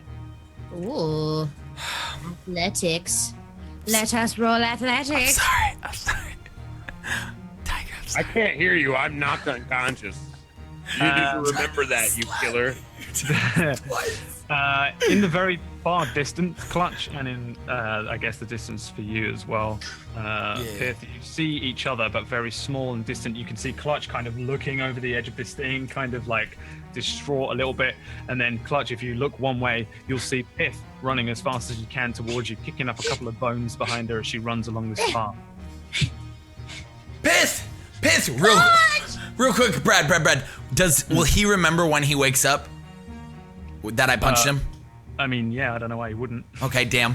Hey, Pith, hurry! I'm going as fast as I can. Remember when he wakes up. How high is the jump? If I consciously try and jump into that water and I know I'm gonna do it, am I still gonna take damage? Like, is it that high? Yeah, it's really high up. Yeah, like, give me a some sort of intelligence check. Just give me an intel. You know my intelligence ain't that good. All right, here we go. Yeah, all right. Like, based on how long it took him to fall, it's pretty damn high. Okay. Hurry! How close is she to me now? Oh, you're there. You catch up. Oh. You're there. Hey! And I got it, and I just glomp him. I just hug him. Oh, I'm so glad to see you. Okay, we have There's a big dragon, and it took my sword. Yeah, you I got- don't know where the sword is, and I don't know where we are. Your sword's right with you. You got your sword. We have your other sword. Oh, you have the sword. Yeah, Chaplin grabbed the sword before we came down. I cannot believe Where's you're alive. Chaplin? Where's Chaplin? We Okay, need that I don't sword know where right Chaplin now. is. I know, here's the thing. Where's Poo Poo Cakes? It's so weird. Poo Poo Cakes and I were here together looking for you. Uh-huh. Okay, I'm gonna be honest with you. He tried to slap me twice. Oh, why? Let me just ask you a question, philosophical question. Not really philosophical, more like, what would you do? If you almost got slapped 2 times, what would you do to that person? Probably try to slap him back. Yeah, but what if like you were so fed up with all the slappages that you've been receiving? What would you try and do? I'd probably still slap him and then be like, stop that. Great, I went for a slap, but it didn't feel strong enough, so I closed my fist. I'm not. Did you kill Poo Poo Cakes? I don't know if he's alive or dead, but I know I heard little whispers like something got him down there. They're down there. Look down on the edge. See that blackness where we can't really see nothing? Yeah, sure. Yeah, they're down there. You're an idiot. I know, I felt stupid, but he did this double slap thing and it was a really good punch. I'm gonna be honest, my left hand went right up and just connected with him. He fell back off the edge. I feel so stupid though. We gotta get him though. We'll get him. Do you know where Chaplin is? No, I have no idea. He was not here when we got here. So he might be with the dragon or something now. Did you see him when you ran over here? No, and it was just me. And the reason we need to get that sword back is because the dragon took my soul and put it in a skeleton and said that if I didn't get the sword back, he was going to crush my soul. So that would not be a very good thing, and we really need to find... Wait, a dragon took your soul? Yes. Do you remember where we were? Do you know how the sword was opening up the rift things? He wants the sword for your soul? He wants the sword for my soul. That seems like a pretty good deal, but wait, is it a soul dragon then? He said his name was Malak, and he's a he's a dragon. But I don't remember exactly. He was like a skeleton dragon. Malak the soul dragon. That sounds scary. All right, we gotta get our friends in. We'll find the sword, and then we'll trade it out for your soul. All right. But how are we gonna get down there? All right, I'm gonna look around real quick. Do I see any ledges, any ladders, anything like around us? Look. Oh, okay. Well, that roll didn't matter. Bones and skulls, and a shadow door behind you. I got an idea. How many feet would you say it is, Brad? You don't know that. That's what your intelligence was to work out. Oh, it's a really long fall. All right. You just don't know. You're not intelligent enough to work it out. I still have my rope. Hey, you got your rope? Do I have rope? Hang on, let me check. I have rope. I have rope. Fuck you guys, man. I have the rope. I have the hemp rope. Me too. Okay, Yes. here. Take this. Yes. I'm gonna tie a really good knot, like the tightest knot ever, and wrap it around my body. All right, hey, you're gonna stay up here because I screwed this up. I'm going down there, and I'll let you know what's going on. Does that sound good? Yeah, all right. I'll tie it down at the bottom, then you can tie it down up here, and you can come down as well. But first, I gotta go down there. So you gotta. What am I tying it onto? Bones? Yeah, We don't have anything. Dig a hole in the bones, and then you're gonna tie it onto yourself at first, and then maybe you'll find something else once I get down there. This doesn't seem like it's gonna work. I think it will. You need to dig here. All right, I'm gonna start ruffling through the skulls. Give me like an investigation check while you move around through these skulls. Okay, moving through the skulls, all that fun stuff. Like a lot of these skulls don't actually move. Some of them do. Some of the bones move about. Some of them are just solid, like they are just rocks that are part of the ground kind of thing, like they're glued to the other ones. So yeah, some pretty tough. You're not intelligent enough to work out if they're strong enough to hold the rope if you tie like a rope through one or something, but some of them seem pretty tough. All right. What do you think? Let's do this. All right. Listen, I'm pretty sure I could at least hold on to it if we can't find something that's stronger. Okay. Because I could probably carry you, in all fairness. I agree. I'm not gonna argue that at all. All right. Well, let's get this rope around you. Here, let's make sure it's really tight. Yeah. And then you just go down. All right. And as I'm like on the edge, I'm about to like just do the first little jump, sort of like one of the whatever rock climbers. As you're about to do the first little jump, Chaplain, give me a Constitution save. Uh-oh. I can do things now. I'm playing D&D still. Yeah. You wake up. Your eyes like open up, and as they adjust to the darkness, there are these there's this weird little face above you. It looks very, very like alien. It's got very big black eyes. It's got very long, weird pointy ears. It's got two little long horns. It's got little spiky hands, sort of greenish in color. It's got little black orbs all over it, and it's very close to your face. As soon as you wake up, you see it just like, and it is there, and it jitters a moment. And what do you do? I'm gonna use thaumaturgy and be like, get away. All right, roll me an intimidation check. I'm super intimidating. Beat a 7. As soon as you wake up, you tell it to get away. It goes, it flies upwards, just starts flying up and that's when we'll go to a break as we see Clutch about to abseil down. Clutch and Pith, you suddenly hear, get away, get away, get away, get away. It's very, very clear from somewhere down below you, but it's very loud, and you hear a little something starts flying up. You hear a scuffle and a movement of some other things as well, and we'll just jump to our last break there. Last break. We'll be back in 5 minutes. Don't go anywhere for our last part of the episode. We'll be right back, guys. We'll be right back.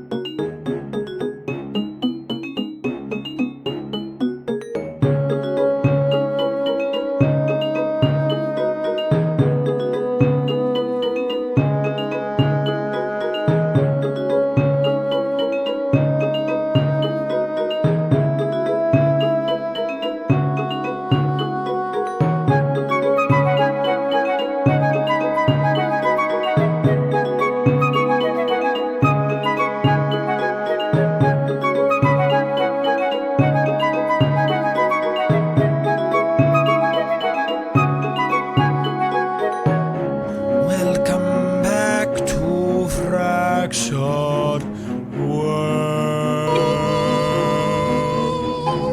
Can I get a Constitution saving throw, please, from Poo Cake? That's the way to start it back up. That's not good. Oh You no! don't wake up.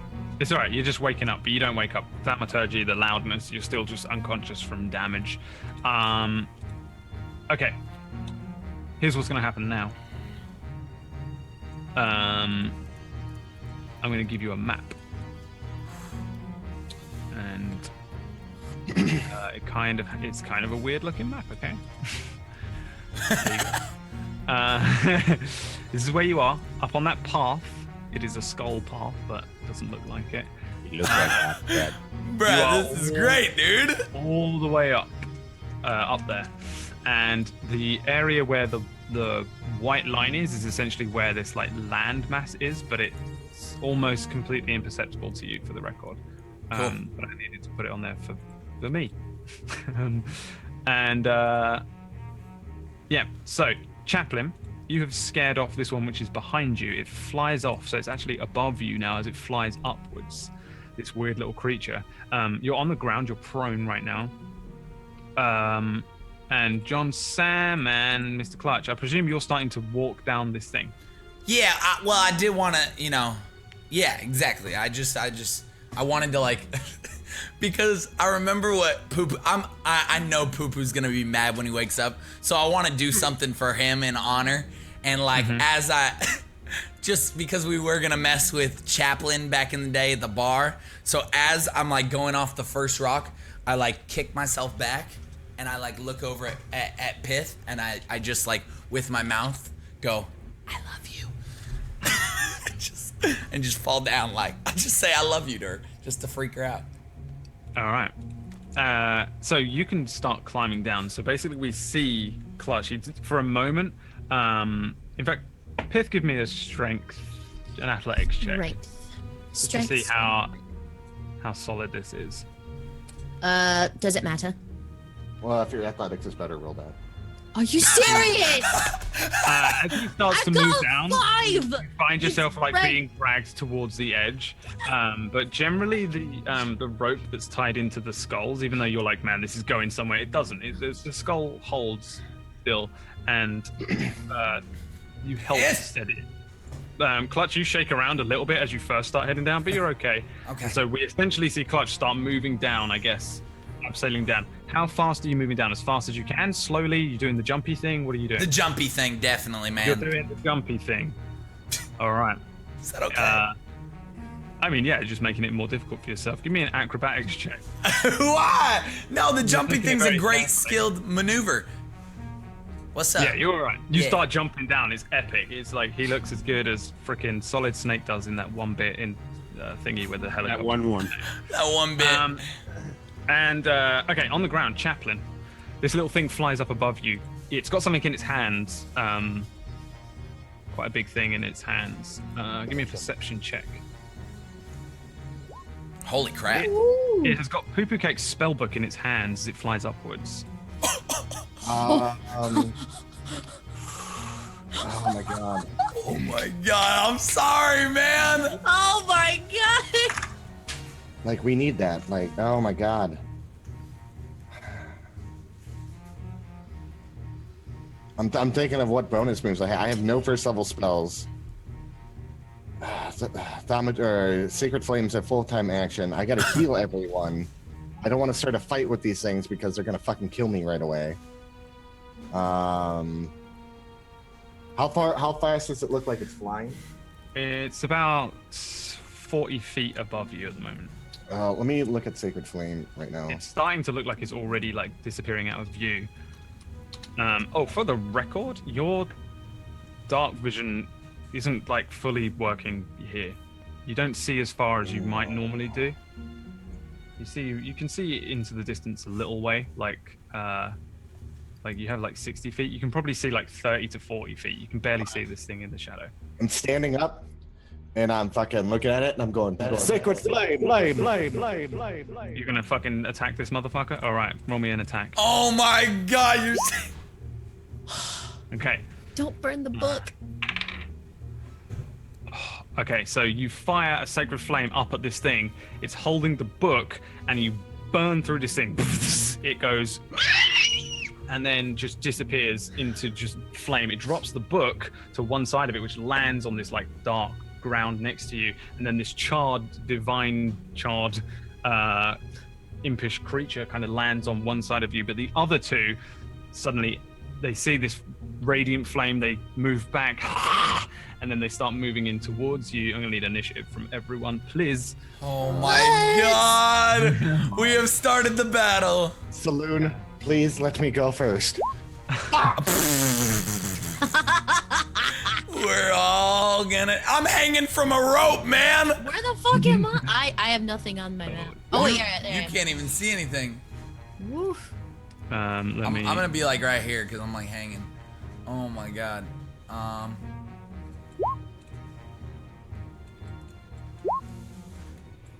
Big money, big money. No whammies. I clicked on my character and everything. Okay, I'll just drag it.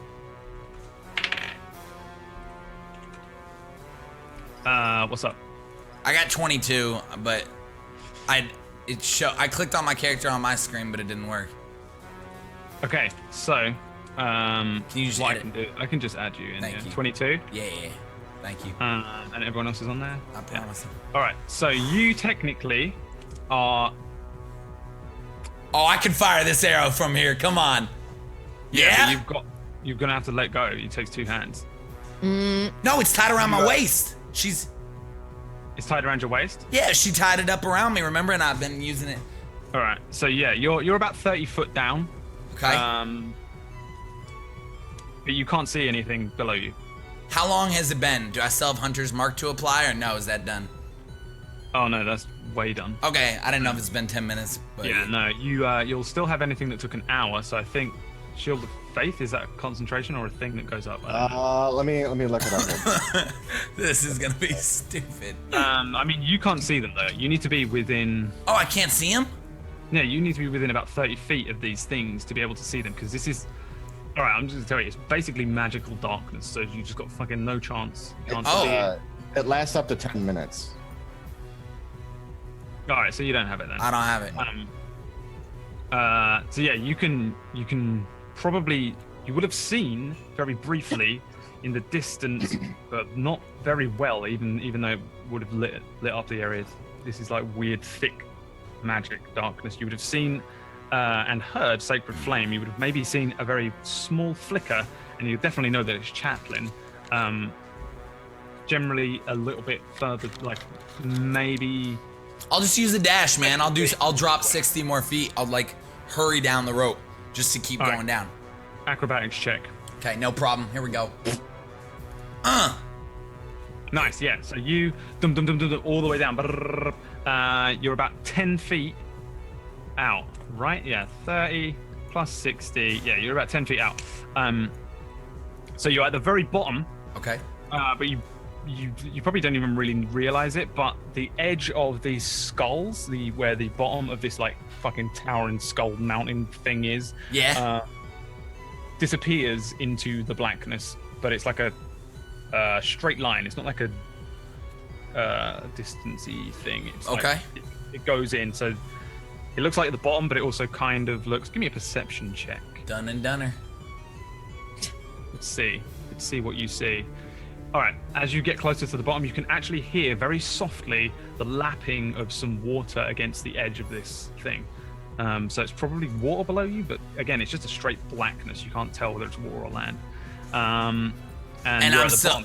Am I now, like, for my next turn, am I now like 30 feet away? Can I sort of see them and make them out, or just like this one? Yeah, you can. You can just about make out that one. This little guy. You can probably maybe see just like the edge of like Poo Poo Cake's tail or something like that on the ground. Okay. But yeah, you're still about 10 feet off from the ground. Okay, cool.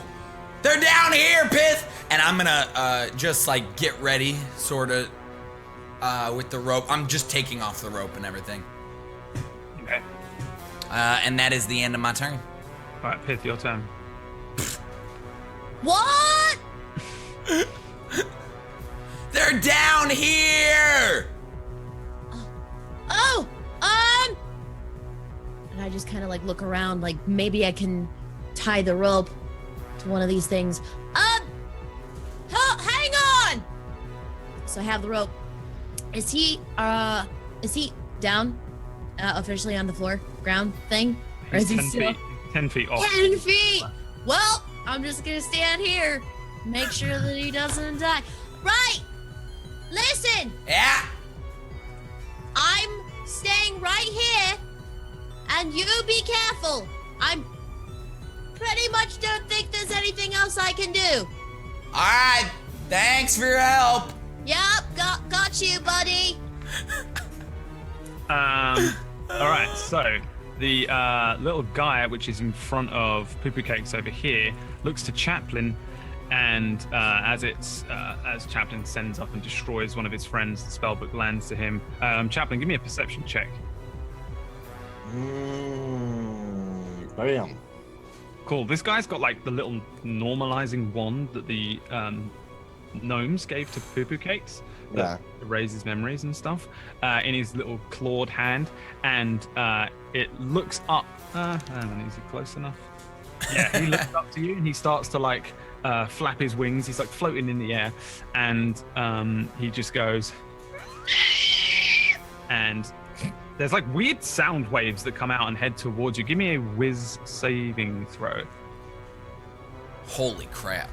Nice. Yeah, this kind of scares you for a moment. You're like, oh fuck, and it doesn't really do anything. He just kind of he just remains floating about in front of you. Shield hammer is still out, like. Give me a con save again. See if you wake up. It'll be a 10. Come on, beat it. Wake up. Be in the episode. Yes. Poo Poo Cakes, you wake up. You have 1 HP. Oh my god. But that is your, unfortunately, that is your action. And you are on the ground. So sorry, man. Like laying down. You see above you, there is a little flying creature. It's like right next to you. It's got your little wand that was given to you. You might notice as you start to feel about that your spellbook is gone, which means you can't cast any spells that have an M next to it. Actually, I don't know if a wizard can cast any spell. I can't cast anything. Cast any spell. We talked about it before that we started the campaign. Yeah, maybe. I'm sure chat will tell me in a second. And give me a perception check so we give you something that you can do. So you feel like you've actually done something. The little guy that's above me that has my thing, is there anything I can do to try to grab that out of his hand? Your thing's down. It's on the floor now. Oh, the wand. Yeah, the wand. You've used your action to wake up. Okay. All right, perception, you don't see the other one. Chaplin. Yeah. What do you want I'm doing my awesome spell. I'm gonna do Prayer of Healing. So I'm looking at these things and I'm like, no, Poo Poo's down. Like I'm very injured. Saloon, give me your Prayer of Healing. Heal everyone. You're Soraka right now. You're within 30 feet of me, which I think John's in 30 feet of me and Poo Poo Cake's in me most definitely. We're gonna take. Yeah, give me health, man. Oh no, I'm not. You can move to there. Yes, I am. Okay. So I got 10 hit points. Oh, that's so helpful. Oh, we got 9 hit points now. That's so helpful. Everyone gets HP. Anything else on your turn? No. All Mark right. that down now. Clutch. Yeah, what's going on?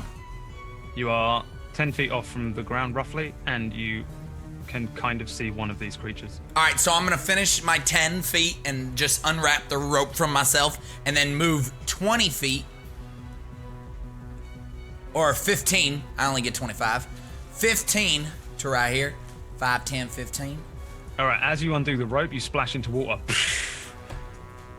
Which is difficult terrain, so you only get half your movement, so you can probably make it about here. Okay, great.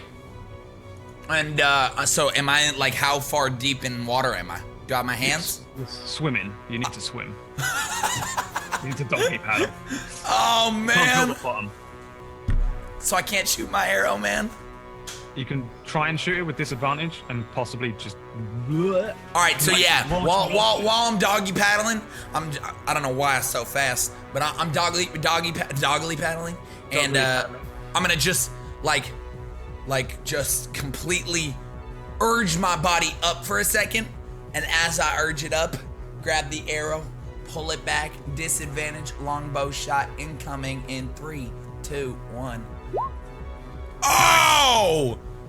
Yeah. I got this, all right. Boom.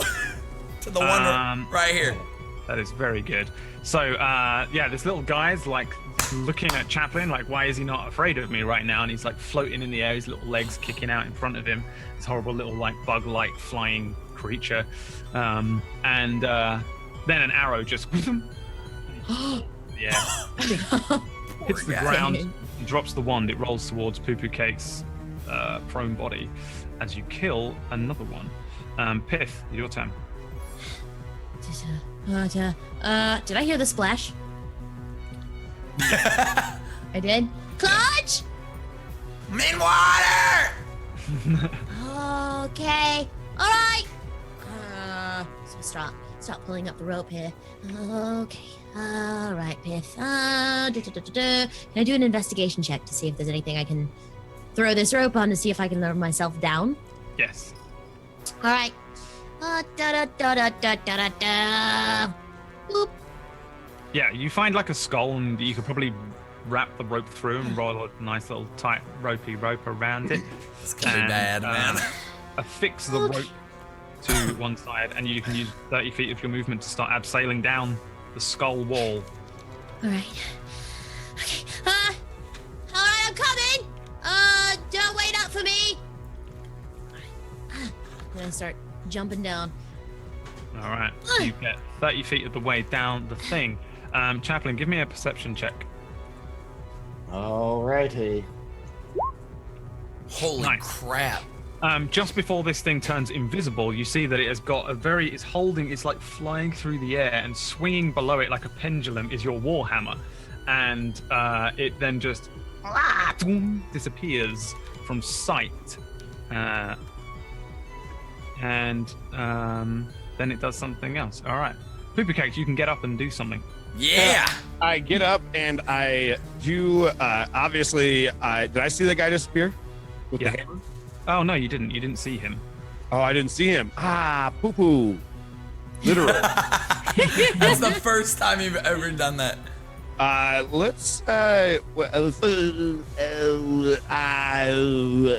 I'm very dizzy, guys. Chaplain, is everything okay? No, that thing had my warhammer, and I don't know where it is. I'm looking for it right now. I can't even I need my book. Your book's right over there. Where? Over. I'm pointing at it where it fell. Where? You can see it, unless you're just purposefully not seeing it. Oh, is it really there? Yeah, you can see it. It's basically where this body is. Go over there to the body. And take your book back. Yeah. Take my book back. I also picked up my wand, by the way, too, when it rolled over to me. Mm-hmm. And then I just start scrolling through the book like nothing's going on. Like I'm literally completely oblivious to everything because how hard I hit. All right. Yeah, Chaplain. Can I roll perception to spot this thing? Yes. 15. No, you have no idea where it is. Where it was at, can I use Sacred Flame? Yeah. Okay. I'm doing Sacred Flame.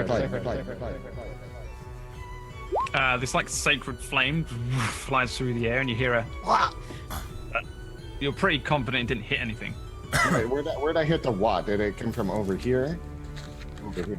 Give me another perception check. Poo Poo Cakes too. Alright. Fuck. You just heard it. Everything's discombobulated. Oh, poo poo. You heard something go, and it sounds like it's like over here, but it sounds like it's quite high up. Like maybe 30, 40 feet up. I heard it. I heard it. Where is it? I heard it. Where? Clutch. Time to be clutch. I take out one of my fire arrows. Light that bad boy up. All right. Aim to where they keep screaming, I heard it. And say, look real hard and be ready to attack. And let go of that fire arrow. Shoot into the general distance of the vicinity that they said. So, lucky for you, they're not like normal fire arrows that you need to light, otherwise you'd be fucked because you're in water.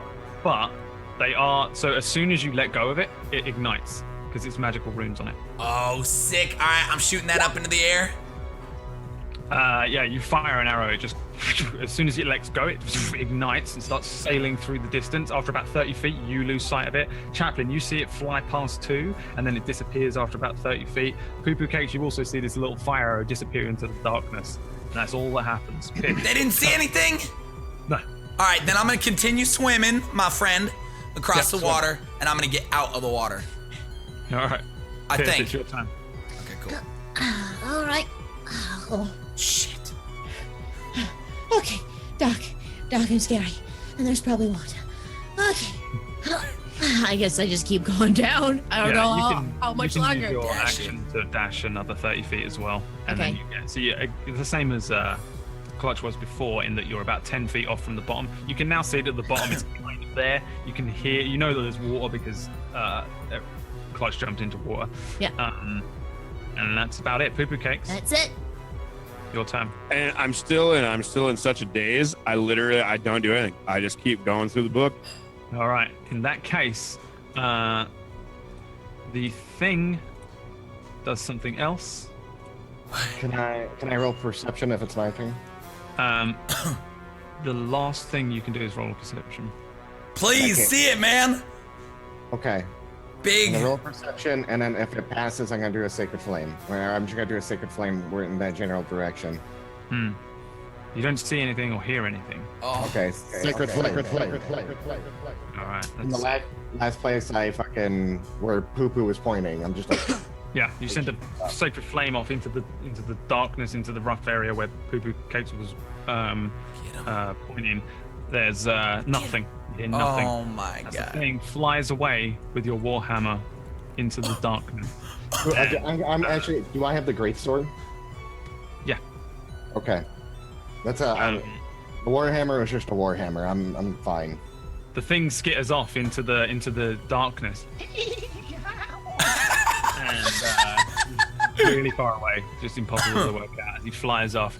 For the rest of us, he's swinging this thing, just flying through the air in complete invisibility. You can see the party in the distance. Oh my god! Pith swimming over and joining the others and pulling herself out of this, like, it seems like she's just dragging herself up onto an invisible island, completely surrounded by black. And we see this little thing flying away from them as they regroup once again. Chaplain looks a little bit upset, a little bit miffed, but incredibly, somehow, you are all alive. Like, I haven't been this afraid for one of you to die in an episode. Were you scared? Yeah, I thought there's been two times when I really thought you were going to die. When you fell off of Haliox's glade and you all took falling damage into the river, I was like, oh my god, they're gonna die. They're gonna die. And obviously, when Chaplain died and was revived by the genie as a wish kind of thing, I mean, he did die, but we were able to save him through sort of my own weird law that I managed to make up about needing celestial blood to access the genie, which I thought would take weeks, and you did in the same episode. But yeah, we come to the end of this episode. Everybody is in this weird subabyssal plane. There's a giant great wall of skulls on one side of you. You're on this strange island surrounded by the very quiet lapping water sound, and you're all fucking knackered. You're all battered and bruised. You've just dealt with zombies. You've flown through abyssal things. You've dealt with a thing that's taken your soul. You've got robbed by creatures, but you're alive, and that's all that matters at the end of the day. You did it. We're alive, baby! Very, very crazy episode. Barely. Wow. Kicked off a bone wall. Dude, I cannot wait. I cannot wait to hear Clutch explain this to me with Poo Poo Cakes being Oh man. Good. So it's not over yet from the abyssal plane, really, because you've still got to get out. And we'll see how that works out next week. I'm fucking done. Yeah, dude, that ends Brad's time. Brad's gonna go drink now. No. Hey, thank you guys, first of all, for watching and sticking with us and making up hilarious things that literally, I don't know if you guys have the same thing, but I look at chat and I just want to laugh out loud and be like, look what that guy said, because some of the stuff you guys are saying is hilarious. And so thanks for sticking with us. We do a little